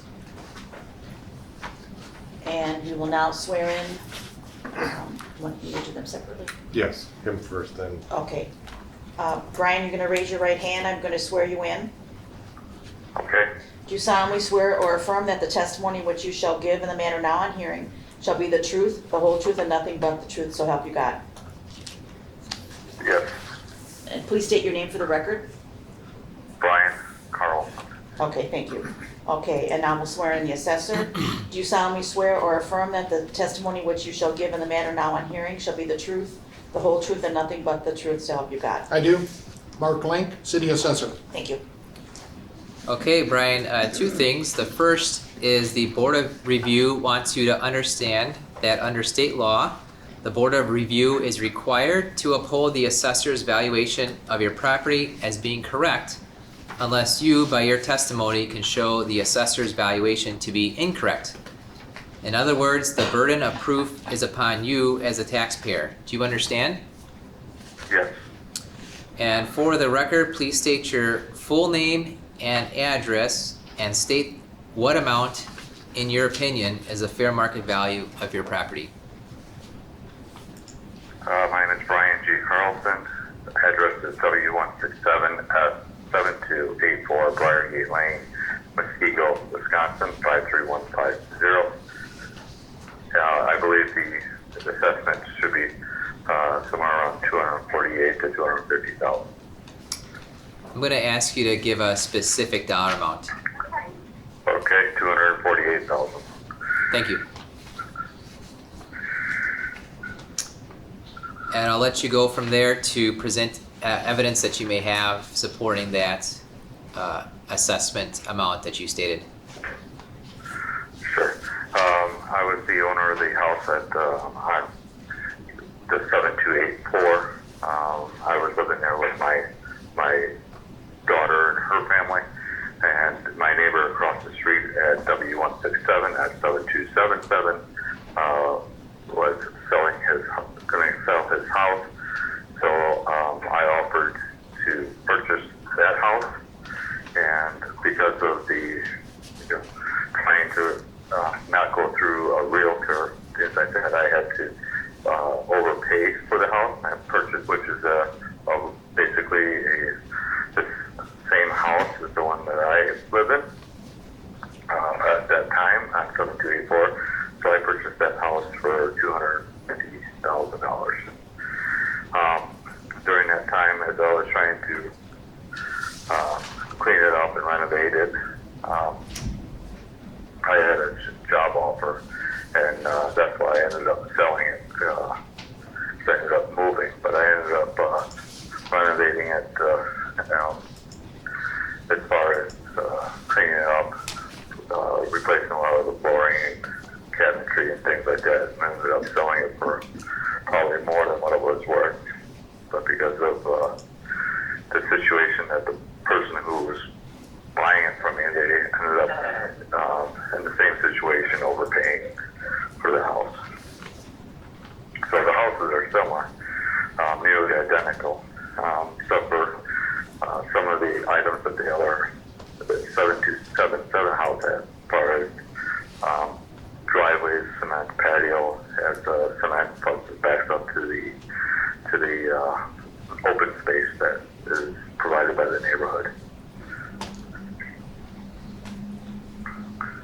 And so, based upon those circumstances, is why I feel that my house, which is not nearly as renovated as the one that I sold, is only worth $248,000.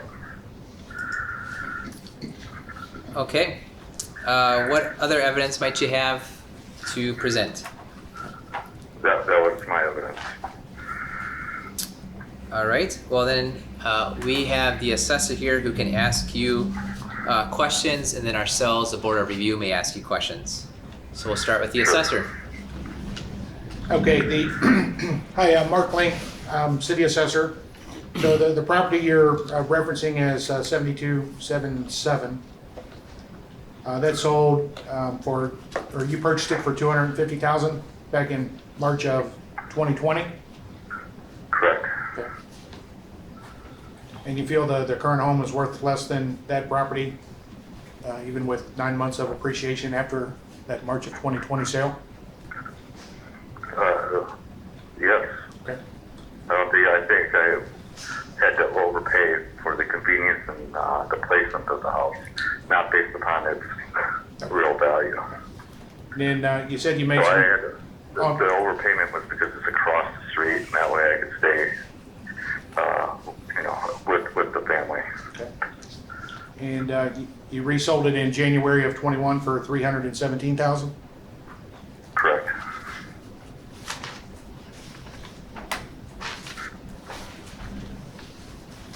And on your forms, it indicates you haven't had any appraisals completed on your property in the past couple of years? That is correct.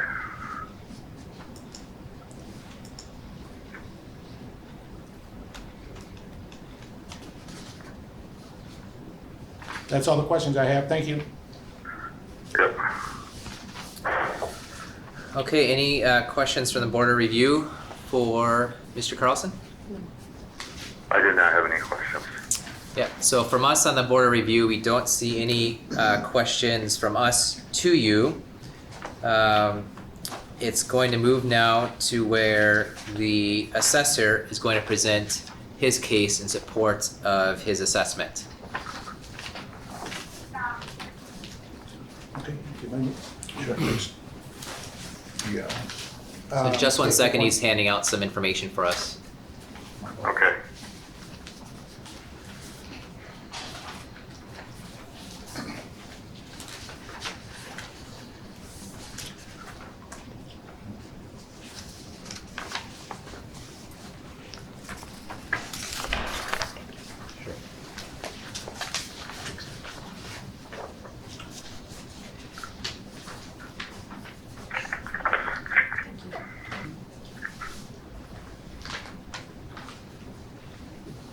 Okay, I handed out and introduced an exhibit, a 3-page exhibit, 2-sided property record card and a sales comparison sheet for the subject property. And if you went to the sales comparison sheet,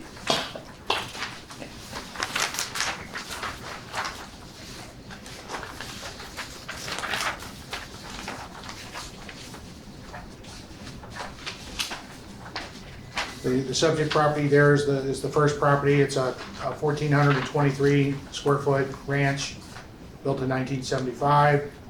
The assessed value of $278,000 represents $195 per square foot of living area.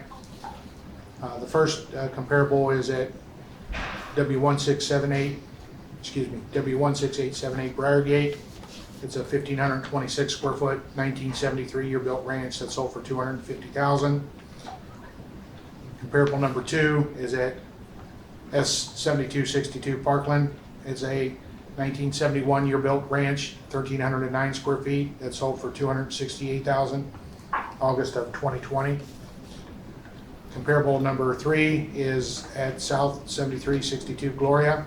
It's a 1976 year built, 1,382 square foot ranch style home, which sold for $310,000, October of 2020. And comparable number 4 is at W19122 Hillview Drive. It's a 1,456 square foot with a year build of 1976 ranch that sold for $340,000, September of 2020. And comparable 5 is at W17441 Muskego.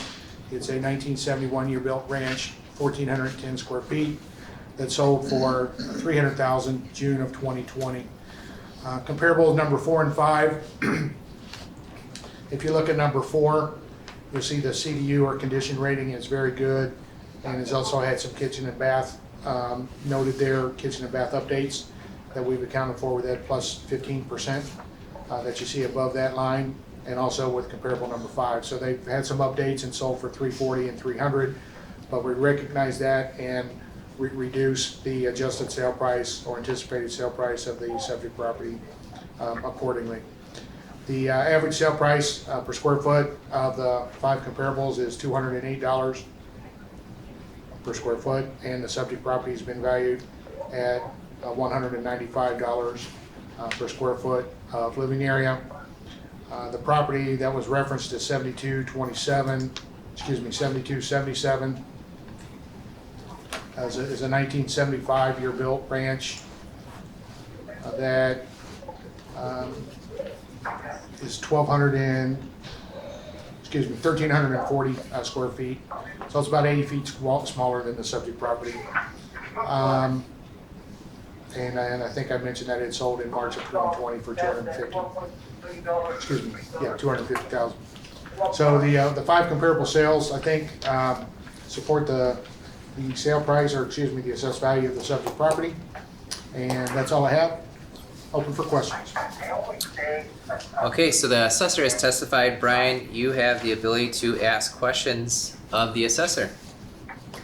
Sure. Unfortunately, I don't have the sheet that he's referencing to, so some of the questions you had, 3 of the first of the 5 houses were somewhere between $250,000 and $260,000 being sold, and then you had 2 houses that were over $300,000.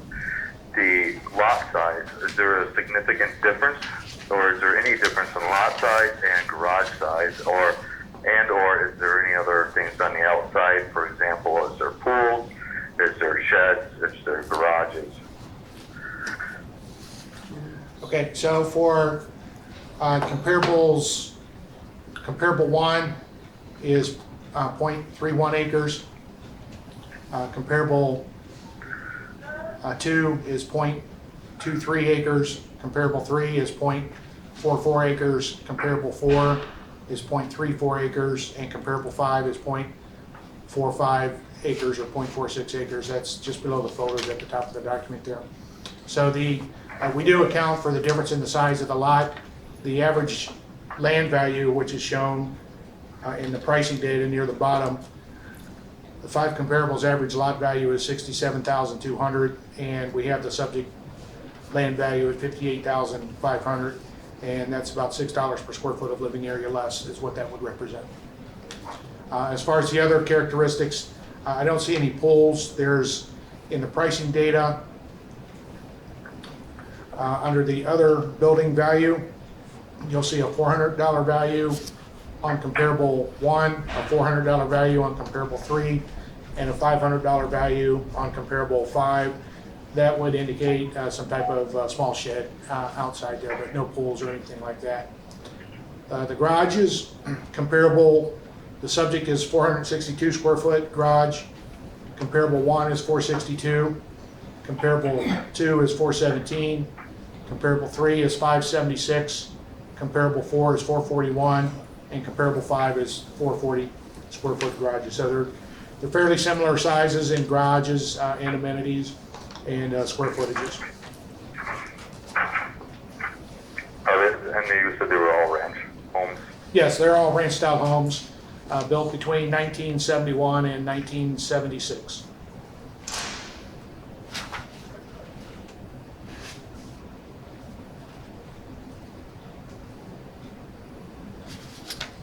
Do you have any further questions for the assessor? I do not. All right. One thing you can do, let's see, do we have questions for, from the Board of Review to the assessor? We do not have any of those questions. What you can do, Brian, now is to respond to the assessor's testimony by presenting any other evidence that you might have. I do not. And the assessor could present further evidence. Would you like to do that? Further evidence or closing statement? Let's see, further evidence is where we're at. Okay, no further evidence to submit. Okay. So then that brings us to where you, the property owner, Brian, may make a brief summary of your case to the Board of Review. Yeah, the location of the home, and is on a much smaller lot than many of the other homes that he brought up. It also is a home that does need a lot of work to be done to make it up to something that would be sellable under those conditions or under those price points. So, and that would be the final closing remarks. Okay, thank you. And I'll the assessor make a brief summary of his case. Yes, so no recent sale of the subject property. We did present 5 reasonable comparable properties, making adjustments for the differences in the characteristics between the sale and the subject property. Again, the average sale price per square foot of the comparables is $208. The subject's at $195. I mentioned the remodeling on comparables number 4 and 5. If you were to average the comparables number 1 through 3, that haven't had the substantial remodeling of comparable 4 and 5, the average sale price per square foot of those 3 properties is $197 per square foot, and again, we're at $195 for the subject property. The property at 7277, the property owner's testimony indicated that it was not an open market sale. I believe his statement was that the neighbor he thought was going to put the home up for sale and approached him and made an offer. So by definition, it's not an open market sale. We don't know the knowledge of the seller, of the real estate market and so forth, and it's not a property that we would consider as a comparable property because it was not exposed to the open market. That's all I have. Okay, so both summaries have been presented, and I am going to close the testimony in this case. I will now open up deliberations in this case by asking the Board of Review members to state, based upon the sworn testimony presented, whether the assessor's valuation of the property is correct or incorrect. If your knowledge, Brian, we've got a process that we go through to determine that. And so we've got a form we're looking at here. It's got your subject property information. We do see that you filed a timely notice of intent to file an objection. And then for the testimony, we're going to say that you yourself as a property owner gave a sworn testimony, and that included a sale of the subject property, I believe. Did you? No. You did not state. It was the prior one. Okay, all right. So you're stating that the 2784, there has been no recent sale. All right. And then you did say that there was a comparable property, yourself saying that, with a 72, 77 property. So say yes to that.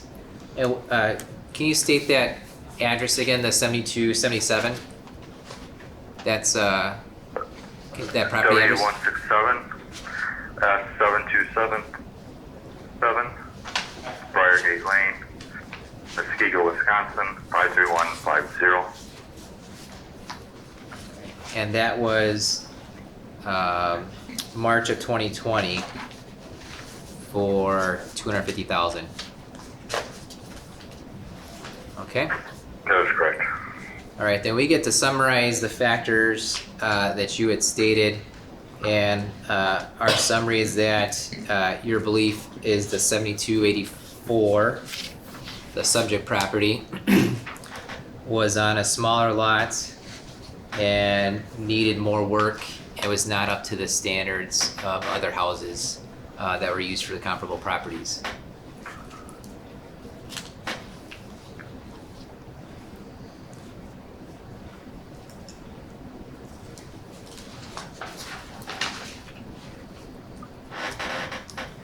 Okay. From there, we get to review the sworn testimony of the assessor. For your knowledge, the assessor is estimating that the level assessment for the current year is 100%, which means that if the fair market value of a property was $100,000, then the assessment ought to be $100,000. And he's stating that there was no recent sale of that subject property, but there was recent sales of comparable properties. There were 5 of them that were presented. And would you like those marked in the evidence as Exhibit 1? Yes, they were. Yep. She marked it, right? Yep, so it's already marked as Exhibit 1. So we've got 5 properties as an exhibit from the assessor. And then the assessor, did he state there were other factors that maybe had gone into play from there? I can't say that there were anything out of the ordinary factors for the assessment. I would say no.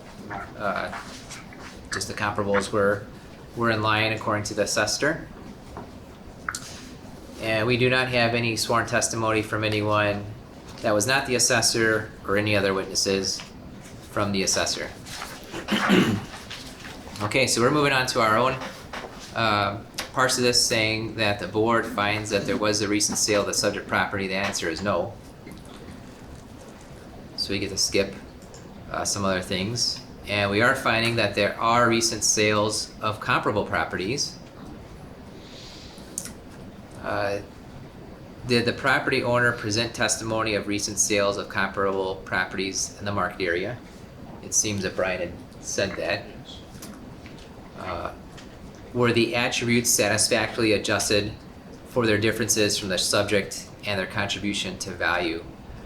What are your thoughts so far here on the board? I don't think he presented evidence that one way or the other.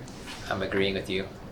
Yeah, no Yep. evidence. So we've got 4 people on the board, and at this point we are not believing there is enough or evidence presented by you that the $250,000 sale would affect or change your assessment value. So we're going to say that the attributes were not satisfactory. Did the assessor present testimony of recent sales of comparable properties in the market area? Yes. Yes. And did the assessor satisfactorily adjust for attributes to account for the differences from the subject and their contribution to value? I'm seeing a yes. Yes from all of us on that. And then we're going to look towards the conclusion, and I'm not seeing any reason yet, any reason why the assessment should be based on any other factors than the comparable sales that were presented. So we're going to have a motion, and the motion is going to involve exercising its judgment and discretion pursuant to Wisconsin Statute 70.479-A. The Board of Review by majority and roll call vote hereby determines that the assessor's valuation is correct, that the assessor presented evidence of the fair market value of the subject property using assessment methods which conform to the statutory requirements and which are outlined in the Wisconsin Property Assessment Manual, that the assessor presented evidence of the proper classification of the subject property using assessment methods which conform to the statutory requirements and which are outlined in the Wisconsin Property Assessment Manual, that the property owner did not present sufficient evidence to rebut the presumption of correctness granted by law to the assessor, that the assessor's valuation is reasonable in light of all the relevant evidence, and that we will sustain the same valuation as set by the assessor. So I'll entertain a motion of just that. Also move Henry. So Henry motions and I'll second. Linda seconds. And from here, the clerk will take the roll call vote. Jeremy Kyle, Yes. Henry Posberg, Yes. Linda Gurr, Yes. and Mara Spring. Yes. Motion carries 4 in favor. All right, so to summarize for you, we are saying that the assessment is correct as it stands that you had received previously. Okay. I'd like to thank the board for their time. Thank you. Have a good day. Thank you, sir. Is it 1:30 in person? It's in person. It's in person. So, Do we know if he walked, did he know to come Might here? have walked in. do we need to be concerned with the time that phone calls are getting like that? Not since we got him. If we didn't get him, then we'd have to put all that on the record. Am I looking for James? That's Nebraska's last Nebraska. name. I'm at the restroom if anyone needs to take a break as well. Right on time. Yeah, that worked out, huh? You got lucky because I really didn't think we were gonna get him. Oh, wonderful. I'm using the restroom, but Say come on in. Okay. Nice. Hello. Come in. You can have a seat right in where it says 10 here. We're just on time. This worked out good. We just finished one. Yeah, and I probably won't take a lot of your time. I just had a few questions. If that's all right. Should I start? No, we gotta wait for our, The other person. it's all formal. We gotta call the case. We gotta go on Okay. the record. Oh, we're actually still on now, right? Yeah.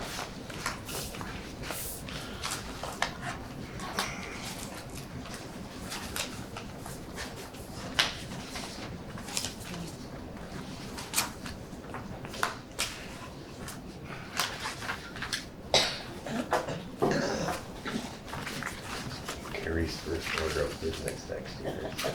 Make my name small again. Just jumps out. I'm gonna have to make one for me. There you go. You have it facing you, so you know who you are. Yeah. Oh, I didn't realize it wasn't on both sides. So She said she Put would it turn the it other way. around. Right. You know who you are. Yours is the same way though. Oh, is it? I didn't know that. Need some improvements here on signage. Somebody retiring, what's going on here? I don't know.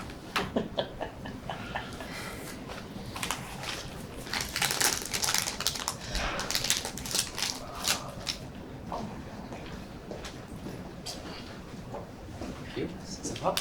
Yep. It's red.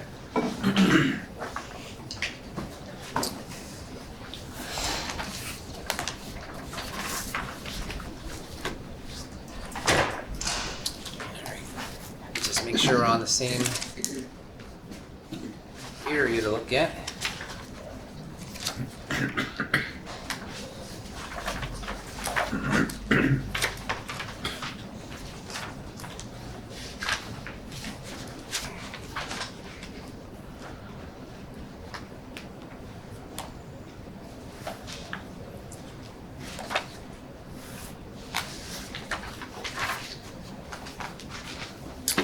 right, so I see that we have the tape recorder, digital recorder going, and so what we're going to do is have the clerk introduce your case, and Okay. then also she will swear in all the witnesses, which appear to be yourself, and then also the assessor to your left. Okay.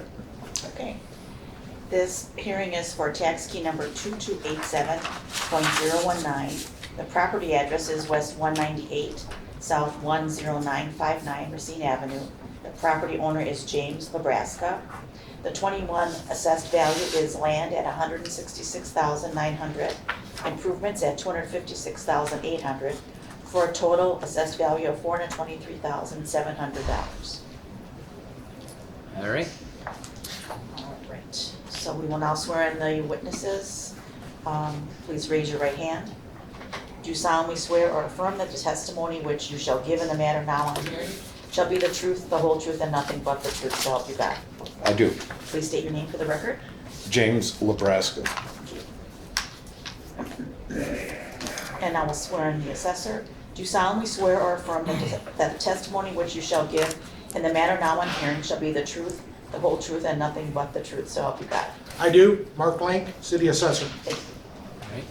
So a few things. First, I'll just describe how it's going to occur, and Okay. then I'll have basically a question and then a statement after that. So Okay. the first thing is that you are the objector, so you get to present your evidence first.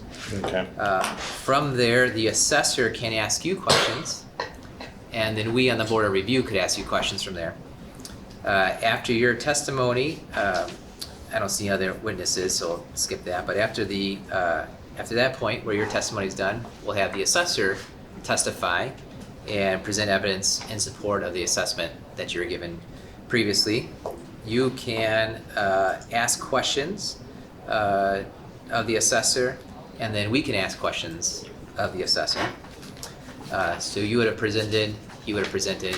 You can then present further evidence, perhaps, about his testimony, and then he can present further evidence if needed. And after all the evidence has been submitted under oath, you get to make a summary, the assessor gets to make a summary, and then we'll close the testimony and we'll deliberate as to whether the assessment is correct or not. Okay. All right, good. So we want you first to understand that under the state law, the Board of Review is required to uphold the assessor's valuation of your property as being correct unless you, by your testimony, can show the assessor's valuation to be incorrect.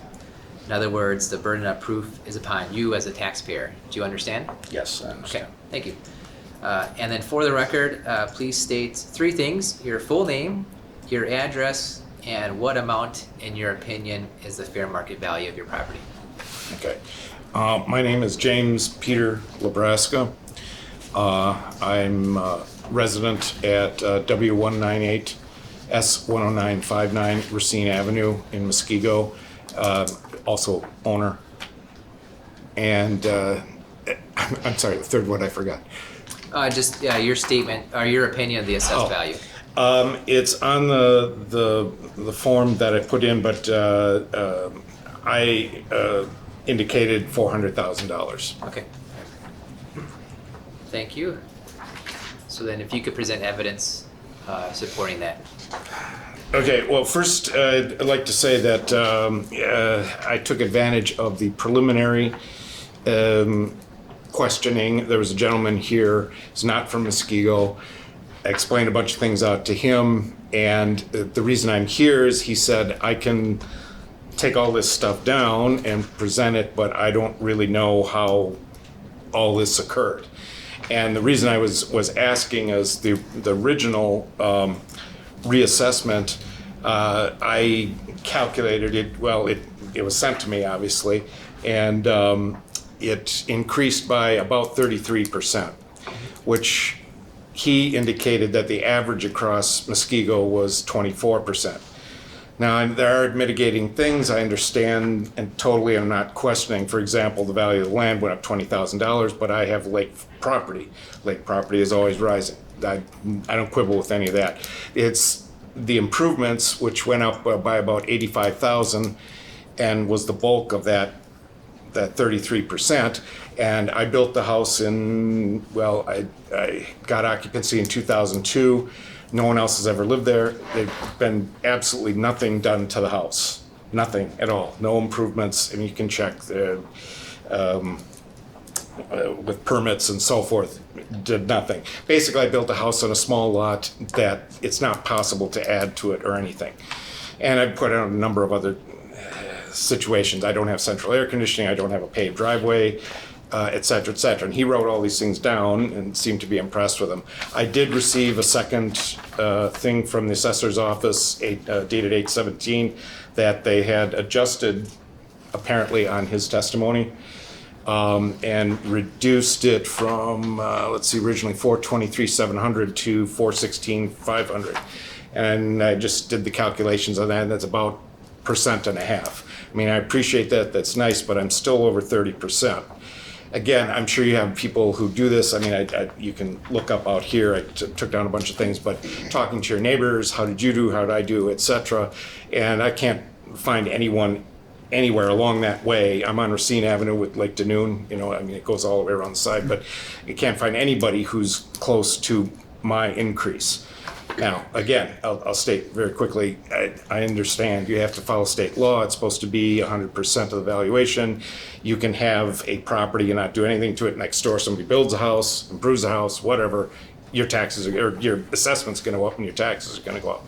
However, my problem with it was how much it was. It's still over 30%. I can't find anyone just talking to them that's more than like 26 or 27%. And I was just wanted to come today to ask a question about how that could occur. That mine, out of all others on that road, has gone up that much.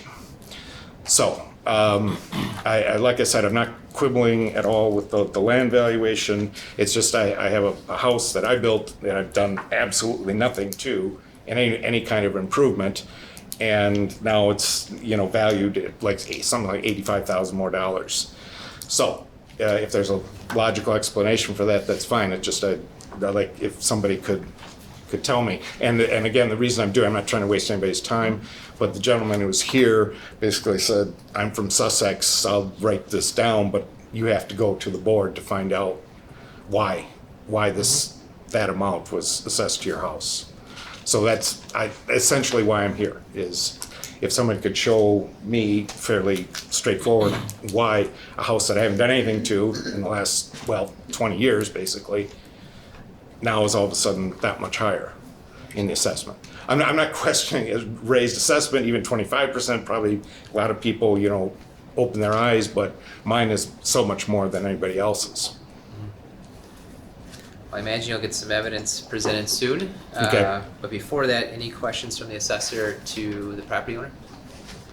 Yes, just a couple. On your form, just to confirm, property has not been on the market in the past couple of years, and you have not had any outside appraisals completed on the property? No.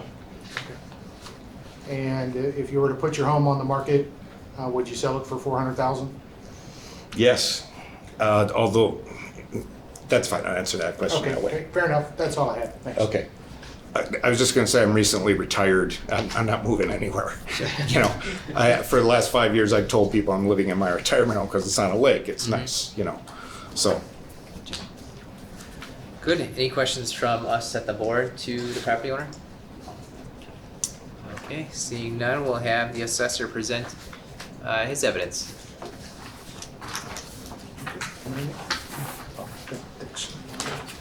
And I'll be introducing a 3-page exhibit, the two-sided property record card. Two-sided property record card for the subject property and the sales comparison sheet for the subject property.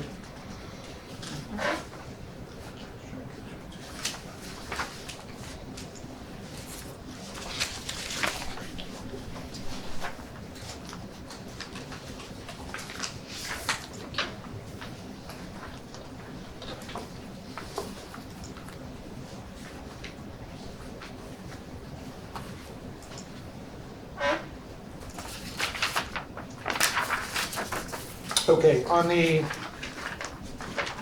Front side, did the clerk mark the, Yes, I did. okay, thank you. On the front side of the property record card, middle left-hand section, you'll see the land information. The property has 30 feet of frontage on Lake Danoon with an average depth of 175 feet. So it is a waterfront property. And on the reverse side, you'll see the sketch of the property. The dwelling information on the left-hand side is also on the sales comparison sheet, which I'll be referring to now. So if you go to the sales comparison sheet, the first property listed is the subject property. It's a two-story colonial, brick colonial built in 2001. If you went down the year built 5 or 6 columns, or excuse me, rows, you'll see the basement entry is a crawl space, so no basement on the subject property. And underneath the basement, you'll see the heat, and we have basic, in other words, no central air condition, as mentioned by the property owner in his testimony.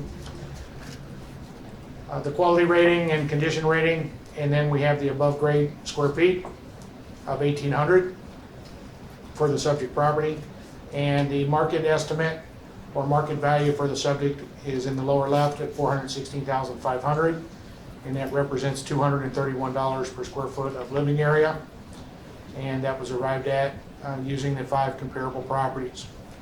The first comparable is parcel number 2284995,007 at W20778 Danoon Road, South Danoon Road. It's a 2019 year built, a colonial, 2,446 square feet, sold for $474,000 January of 2020, and with an adjusted sale price of $357,600.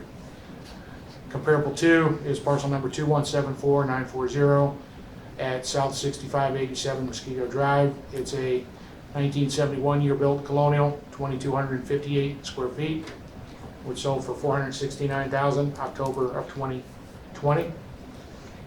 $207 per square foot with an adjusted sale price of $394,500.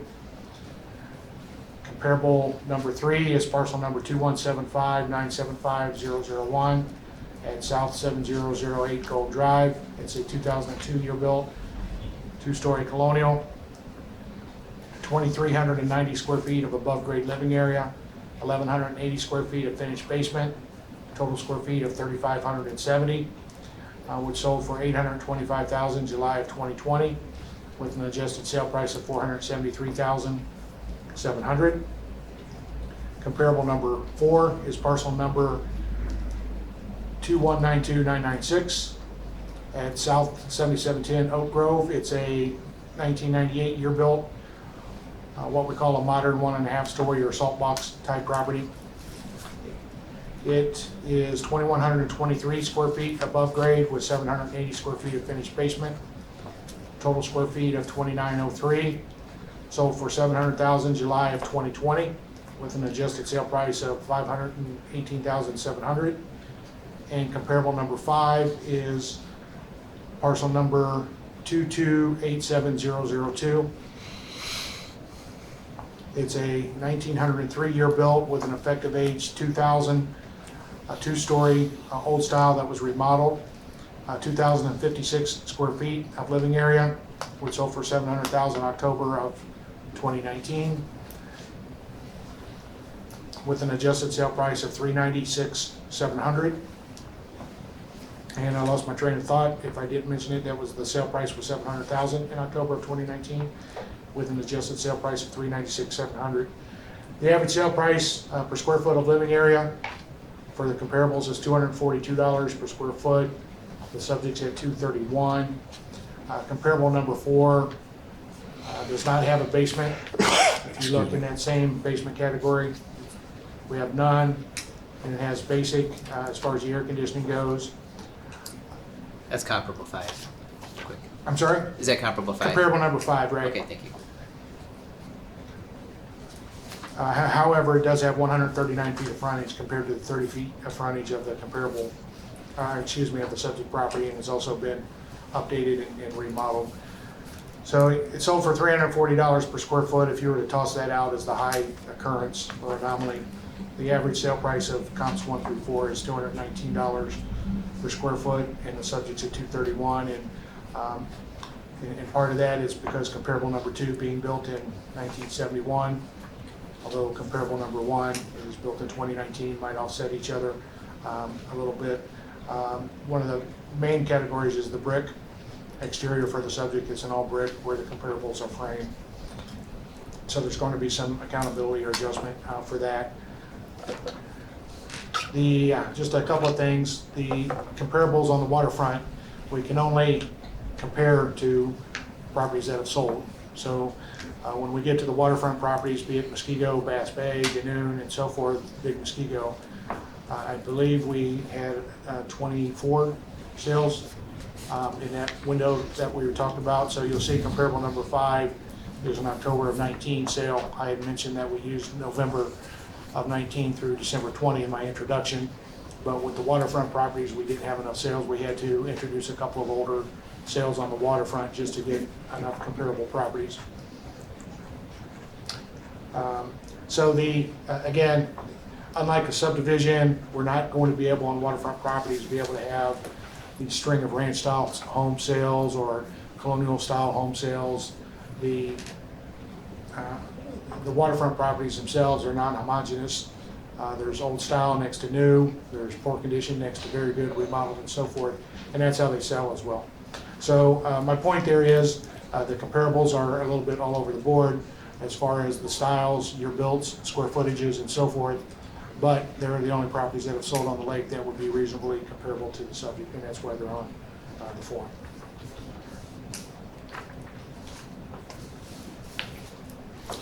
And I think that's all I have. Thank you. Okay, any questions from the property owner for the assessor? I think it's answered. The main concern or question I had was that I have lakefront property. Obviously, that's different, but the comparables are not on the letter. Most of them are, what, 4 out of the 5? Was that right? I'm sorry. I was listening, but I think there's only one that's a lake property besides mine on here. Comparable number 5. Yes. Comparable number 3. Oh, okay. Sorry, I missed that. Comparable number 2. Yeah, so I think they're all on the water. Oh, okay. Yeah. Okay, I'm sorry. Number 1 might be more of a view than a frontage, but I believe it's on there as well. Okay. I'm sorry, the information that was given to me by the original gentleman, I remember pointing out to him and looking at it, and there were, is this the same? It would have been like 2 months ago or something? Because when he could only point to one besides mine. That was lakefront property. I'm sorry, go ahead. Yeah, no, I'd have to look it up. The okay. only thing that changed was the desirability rating, so that was what was Okay. changed. Okay. That should not have changed the comparables, but 1 or 2 of them might have changed. Okay, well, if then there are lakefront properties on here, then that answers my question. At the time, I was told that it was just mine and one, and I was saying, if I'm on the lakefront, it should be comparable to other lakefront properties. However, as he's pointed out, that it's difficult to do if there aren't a lot of sales. So, again, from the information here, the only thing I guess I'd point out is my lot is much smaller and frontage is much smaller. And so it's as close as you can get, but mine is a little different. And I also acknowledge that I have a brick house. That's why I built it, because it's a brick house. It's solid. It's not going to blow down. So I understand that that's a factor in there. But again, is it 33% factor? That's the only question I had. Sure. All right. Do we have any questions to the assessor from us? I do. When you take into account the fact that it's on the lake, does that affect the value of the land or the building or both? Both. Okay, and does it affect the building? I guess my question is the CDU that was changed in January of 2021. Why Yes. was that changed and what does that mean? It was changed from a higher rating of very good down to good, and the notes in the open book file meant reduce the CDU for a condition that would have been based on whatever conversation took place between our representative, Robert, at the time, and the property owner. Okay, thanks. Okay, any other questions from us to the assessor? You can respond to the assessor's report with any other evidence you may have. Only that I'll point out again that subsequent to talking to the Robert, I guess is the original gentleman, they did send a thing back, and my property from the original has been reduced slightly. So as I understand it now, it's being valued at $416,500 now. Like I said, the question I had is the rate or the extent of it. I don't really have any other question other than the one about which properties were being used as comparables, and that was answered. So yeah, I don't have a current appraisal. I've never thought about selling a house. I built the house, so I can't give you like paper information that way. So I'd say that to a certain extent it's explained the situation. It just maybe I'm looking a lot at sticker shock compared to, I'm sure everybody goes out and talks to their neighbors. How much is yours? How's mine? And like I said, I can't find anybody up and down. People up and down the lake know each other. I can't find anyone else who's above 26 or 27% as far as their rate of increase. So that's why what I was questioning was that extra 3, 4, 5% or whatever compared to everybody I know on the lake, on the same lake. So, but as far as how they're deriving things, he's answered my questions. So. Okay. Good. Let's see here. From you, Mark, any further evidence to present? No further evidence, thank you. All right. Well then, you can then, James, if you'd like to make a brief summary of your case. Only that the reason I'm here is to ask a question, get a few answers. The thing that bothered me was the rate of increase, not that it was even 25%. I'm sure a lot of people are shocked, but I understand. Muskego's a great place to live. A lot of people want to come here. Housing prices have gone way up. I'm on a lake. And I certainly don't object to paying my fair share of taxes. I was just concerned that mine seemed to be significantly more than anyone I knew or in the area. Like I said, you can do the math, but the original was 33%. Now it's something over 30%. So as far as information, you've answered my questions, and I'm not going to stand and take up more of your time, but I was just concerned that the rate of increase of my house, which I have done nothing to, no improvements, nothing at all, has gone up that much. Got it. Anything from you, Mark? Yes, no recent sale of the subject property. The assessor did present reasonable, comparable recent sales with adjustments for the differences in characteristics to arrive at the assessed value for the subject property, and we have not seen any sales information presented from the property owner to support the opinion of value. That's all I have. Gotcha. Good. Well, at this time then, we are going to close testimony in the case, and we are going to open up deliberations in the case by asking the Board of Review members to state, based upon the sworn testimony presented, whether the assessor's valuation of the property is correct or incorrect. And James, we've got a process, a form that we go through just to make sure we're being fair for everybody. And on that first page, we have in front of us information about your property and the land and the improvement and the total. I've got a question because it has a 423,700 what is on there, Jill. Was it the improvement that was changed? And it looks like it was changed already down. Oh, because I took it, It should be the 416 or whatever that. Correct, yeah. okay. According to the Exhibit 1, it says the building value is the one that changed, not the land. Which makes sense because he had Yep. dropped the grading of it down, which would be the building. So, our land is 166.9, and this is 2,400, right? And then this is 4,625. So do we know in the rolls, does it say 416.5 right now? Or can we check that quickly? It's 2287.09. So- I don't know the answer to that. Mark knows. It'll be, I'm sure it's correct in the roll, they can check. You Yeah, can double check it, but the 416.5 is. what you have listed in your computer. And when you made adjustments, Mark, you didn't go back, you know, we got this off the internet, so obviously you didn't make adjustments on That- those values. What you're handing out there is the pre-open book numbers. Right, right. Yep. Okay, so that was, yeah, So what's that's, the- yeah. Improvement value. We're gonna double check that's in the roll first, I Okay. think. But it was listed on Mark's, It's 416 in here. it says 416 there. Yep. Okay. The Yep. improvements 249, 600, land 166, 900.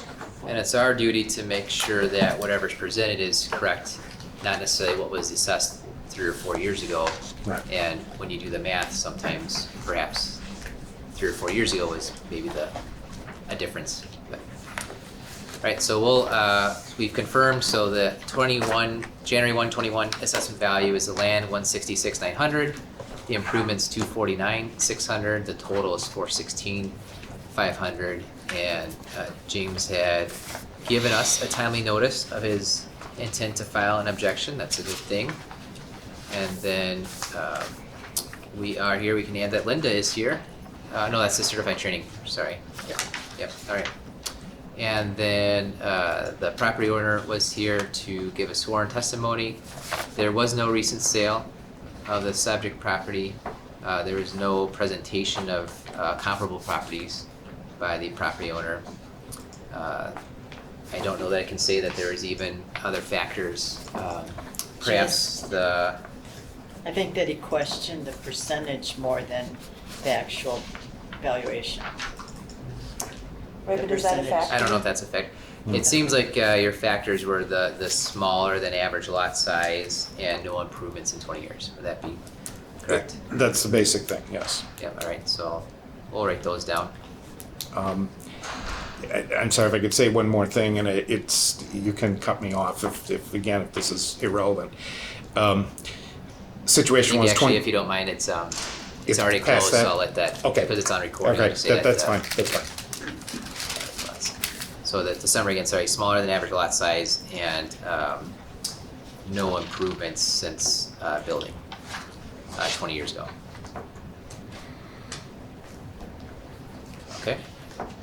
And then there were no other witnesses that you presented on your behalf. Then we got the sworn testimony by the assessor, and the assessment level for this year is 100%, which means that if it's $100,000 assessment, the fair market value ought to be the exact same of $100,000 or vice versa, whichever way you want to look at it. The assessor stated there was no recent sale of the subject property, but there was recent sales of comparable properties, and he gave us a total number of 5 other properties, and that will be Exhibit 1 with their addresses on there.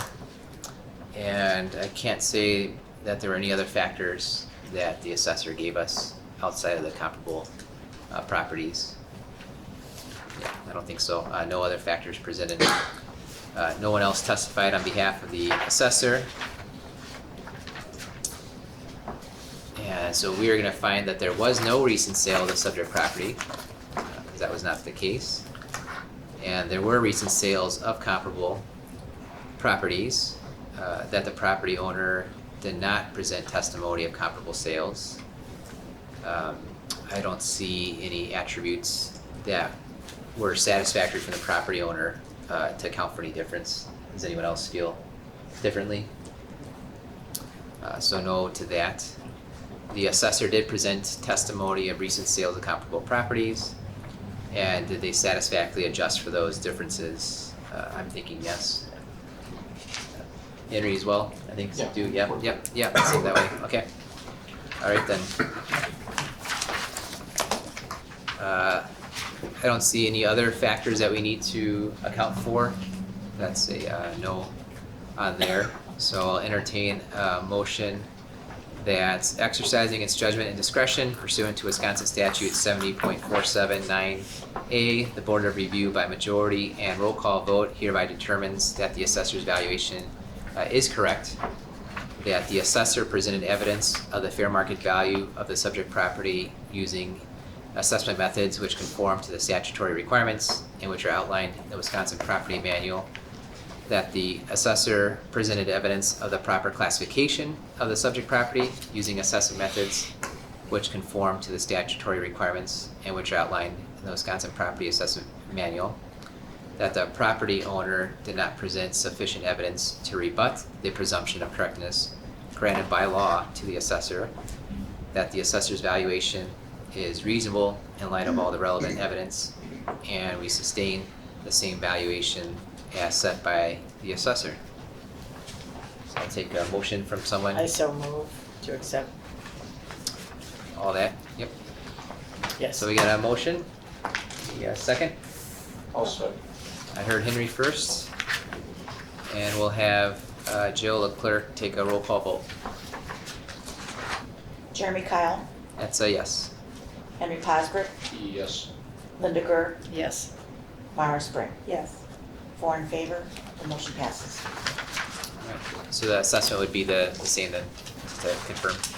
Okay, Yep. and I'm sorry, just the last question, it is the 416,500, that's what's being verified? The Yep. Yes, the one she that- verified We saw that on the Right. rolls. Yes. Right, so that will be my new assessment. Correct. Okay. All right, Alright.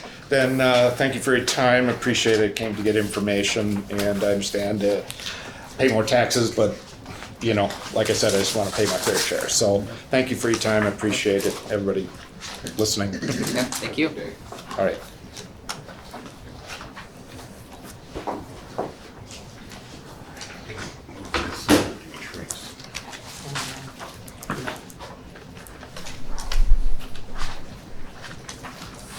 We've got 10 minutes till the waiver. Can we have all the information on that one? So I just see two sheets of paper.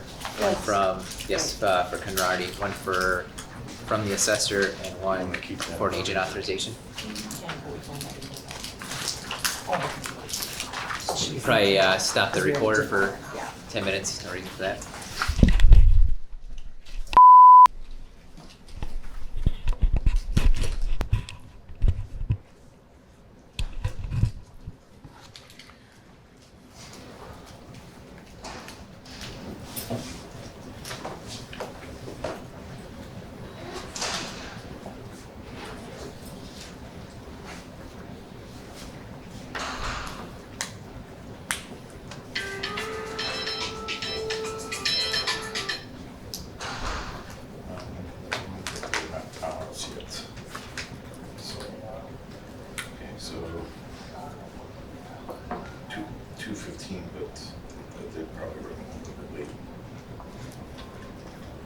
You want me to call you? Yeah. Yeah. Okay. Maybe call back in 5 minutes.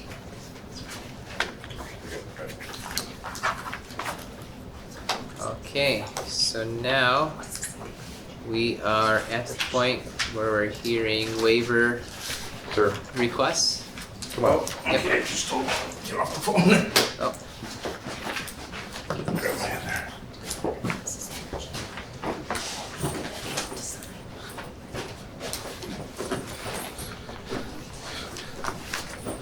Stay overnight. Yeah. Well, I brought all my stuff just in case, all my 10 copies.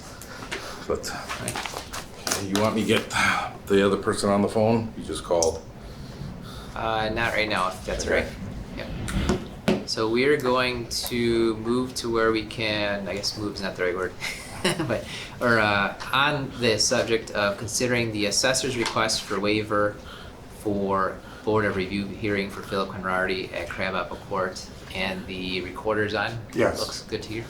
Okay, I'm not seeing a kind of script specifically on that, but I would assume that since the request came from the assessor, we would let them. You basically, I think you would just listen to the assessor's reason listen to, is it Mr. Conradi, or you? Yeah, I'm Listen- also a Conhardy, but Okay. I'm not the taxpayer. Got you, but you're the agent for it. Yes, the So you agent. listen to his reason, and then if you look at your procedure, look at the criteria, and then just make a determination based on that criteria whether or not. That's the waiver procedure.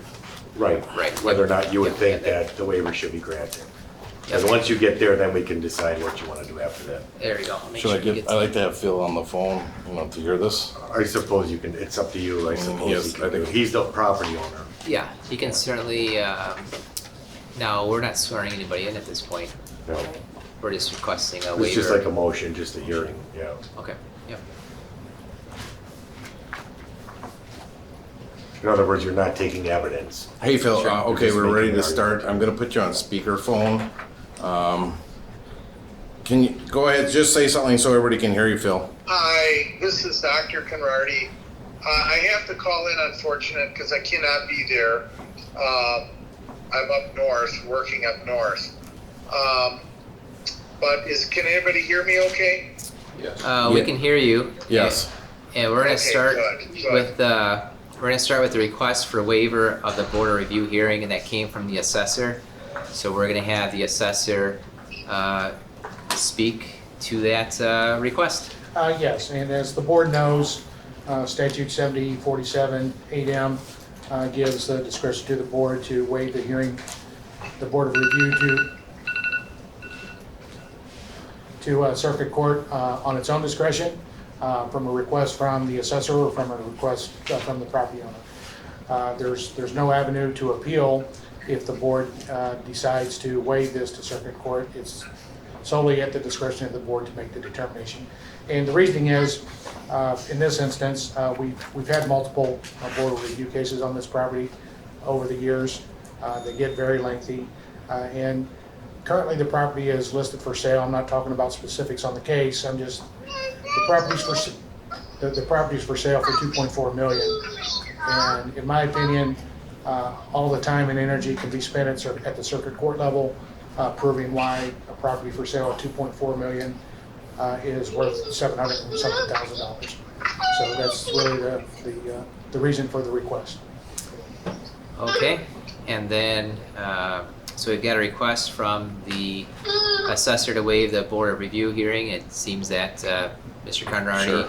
or his, Okay, yeah, can I respond to that? let's see here, I think, I don't see a reason why not. I would Okay, like to good. also respond, but go ahead, Phil. I've been in Muskego for about 20 years, and I actually built the house there in Muskego. Now, I'm like any other resident from Muskego. Just because I'm a physician doesn't mean that I have, extra money to pay more than other people. And I want to appeal this decision because I want my due process, just like any other citizen in the Muskego area. I want my due process where I can talk to the board and go over things that the assessor may not have in his file. I don't know what the assessor has in his file, but I want to make sure that my record is complete. I have actual evidence, not hearsay. Now, yes, I did put my house up for sale. I had to do that because I went through 3 divorces, and during my divorce, the court ordered me to put my house on the market. I did not want to sell my house. I did not want to sell my house, but I was forced by the city, by the court system. So yeah, I put it for a high price. But you just, when you have a property, the value of the property is what people are willing to pay for your house. That house has been on the market for several years. And we have offers, recent offers on that house. Now that really is important because what the house is worth is what people are willing to pay for it. Just because I put a high number on that house doesn't mean that house is worth that kind of money. Now I've been in the assessor's office and I've seen people walk in and people just like me walk in and get their taxes lowered. And I just want my due process in front of the board. I don't want to be waived to the court system and until I make my record complete. and I want to make sure that the record is complete. I have evidence to present, and I want to present that evidence. I want to see what evidence he has or she has, and I want my due process just like any other citizen or in the community.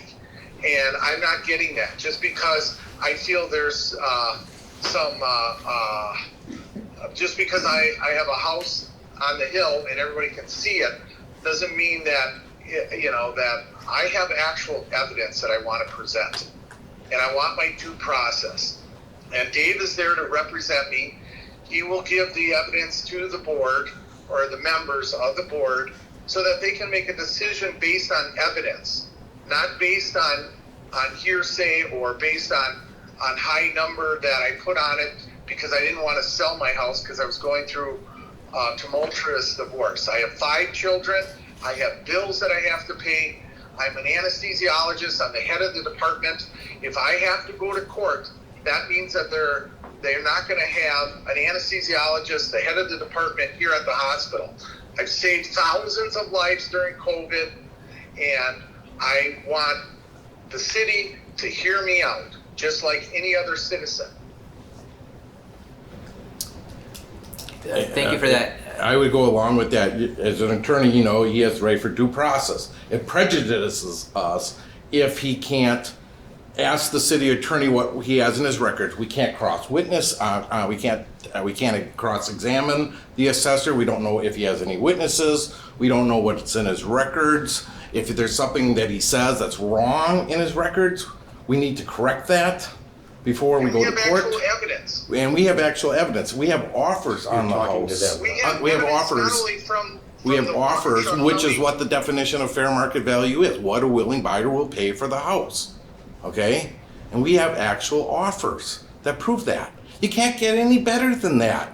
Let me just read you the definition of fair market value. Market value, and this is actually even coming from your little spreadsheet here, this pamphlet. Mr. Chair, we're getting into specifics, in my opinion, of. Okay. Well, first of all, it prejudices us against us. Second of all, like I said, there might be things in your records that are wrong. Third, the hearing would be administratively inefficient. As COVID-19, right now the court system has a large burden on them right now. Now you want us to go back into the court system and make it even a worse court system by putting even more burden on the court? This is something that we can settle in. I could do my thing in less than a half an hour. He says it's lengthy. Half an hour is lengthy? Come on. And I want my due diligence just like any other citizen in Muskego. And, it's like I feel that I'm just because my house has been on the market for a long, long time at a really high price doesn't mean that people are going to pay that price. Yeah. That just shows the opposite. But we actually had people testify who were experts, who value property in the court in Waukesha court, and they said what my house was worth. And we had realtors testify because they wanted my ex wanted to go after my house. You know what I mean? So the thing is that I just don't want this to be swept under the rug because this is some doctor who might have lots of money. I have 5 children and I have lots of big bills. And my house, I have actual evidence, and I want my evidence to be heard in front of the committee. And I think by going to court, again, it's going to put an undue reasonable influence on him. He has to leave the hospital. It's going to shut down the hospital. He could be saving 10 lives. Probably 2 of them will die because you shut them down. I probably saved thousands of lives as an anesthesiologist. Well, that's over time, yes. And I'm the director of my department. They need me here. And I can't just... It's a 5-hour drive. I'm so jammed up, I can't get in there. Plus, it's going to cost me a lot of money. And who's going to pay for that? Anybody here going to pay for that? No. I am. And I want to make sure my record is complete if I have to go. If my record's complete, I want to make sure that I can cross-examine their evidence against my evidence. It's about evidence, guys. And it's about giving everybody a fair shot, not just hearsay. And the assessor said that it's a time consuming. It's not time consuming. Like I said, I could get my stuff done. I'm all organized. I have the exhibits marked, you know, all ready to go. I have pictures of the house. I got court documents. We have actual evidence. I got we have offer sheets. Testimony from experts. You know, it's like, give me a break. I see people go in and out of that room with a handshake and then their taxes don't go up. But every year, it seems like they come after me. You know, there's a lot wrong with that house that you guys aren't even aware of. Well, let me enlighten you.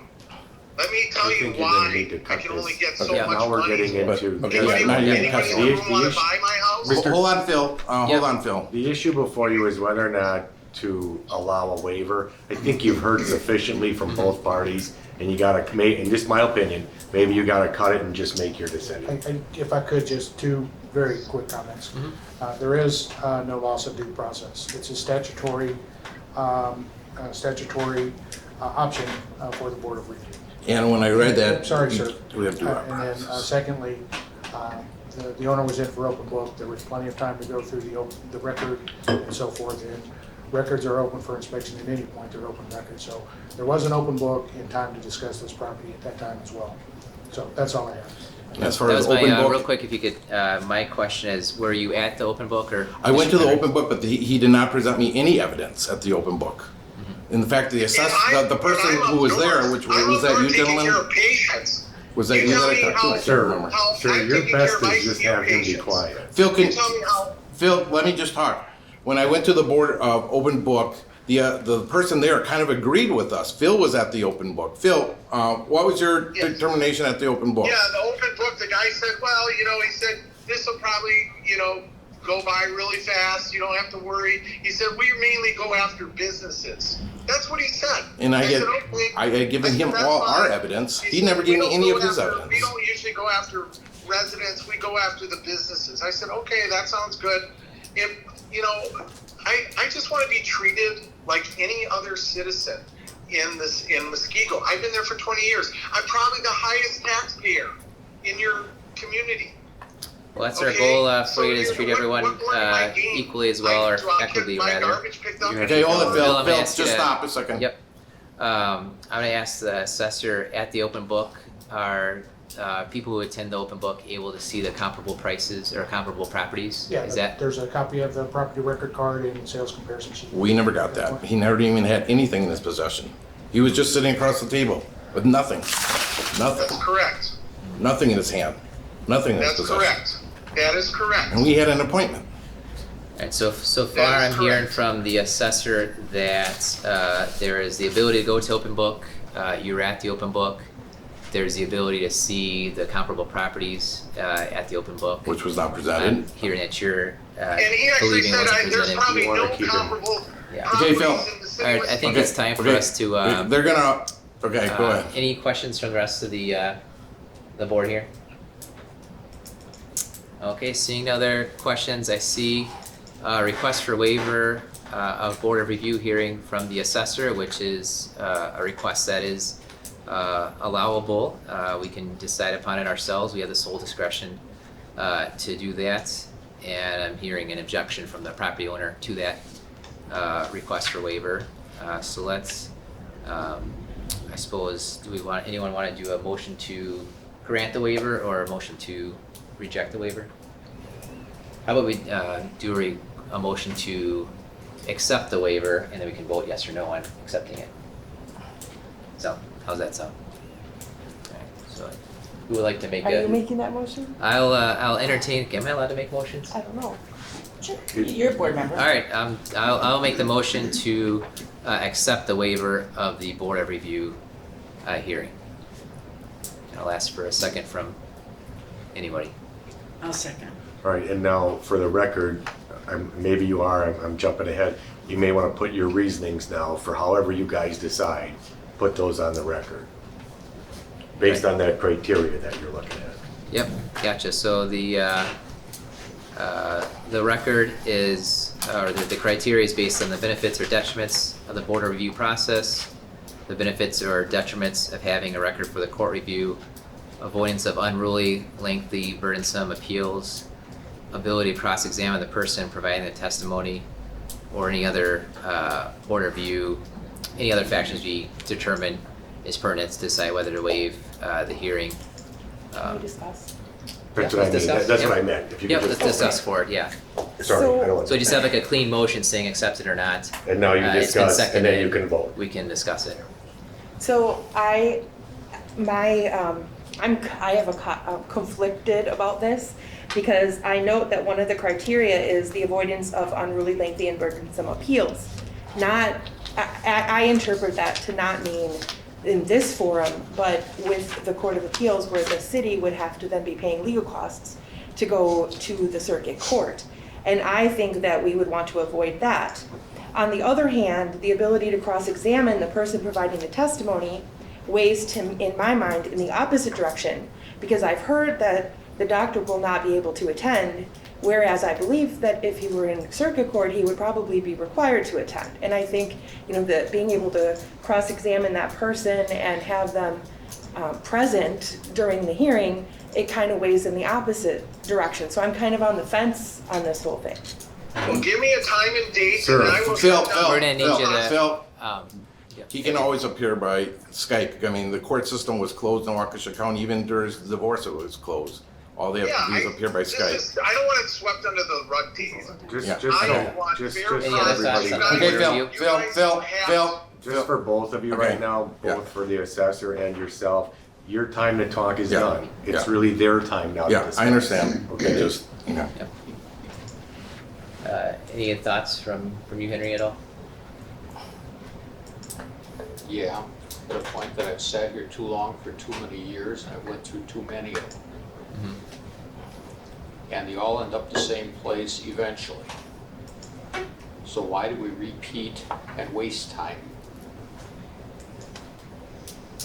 It seems like it's been a pattern of I don't contentiousness. have a great memory, but Yeah. I do have some memory. So it's been multiple board review objections, and it seems like maybe it's time for the circuit court to make a decision. Is that your thought? It ends up to them eventually. So might as well short We've circuit that. granted due process. We've granted what we have to every other taxpayer who requests it. We've done it several times. All right.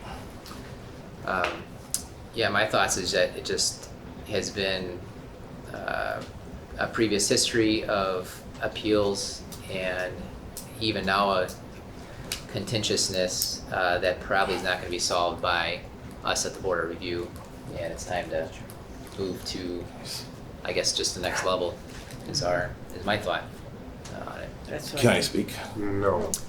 Oh, I shouldn't. It's your decision. I think we've heard from everybody. How many appeals do you think I went through in the past? What's it, you said many boards of review? I think we've Are you heard saying like enough. 10, Yep. 15? Probably maybe one? Yep. So we're gonna move to One the board roll of call review? vote.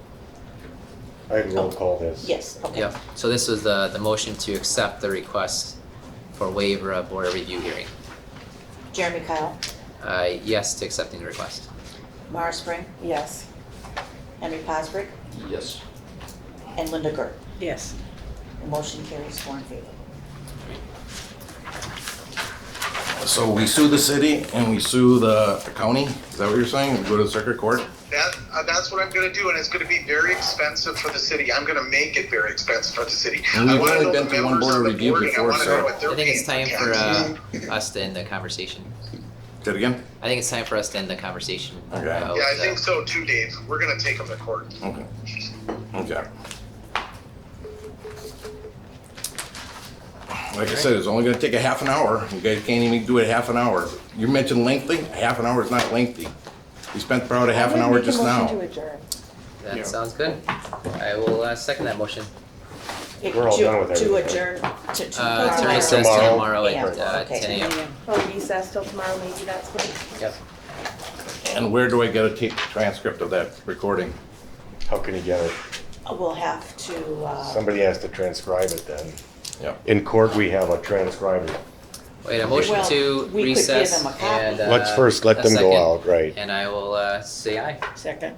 or aye. You already had a second. I think you're an aye. I'm sorry, Yes. What? To adjourn till tomorrow. Oh, moved to Mara, adjourn till tomorrow. Mara did that. Recess tomorrow. Yes, okay.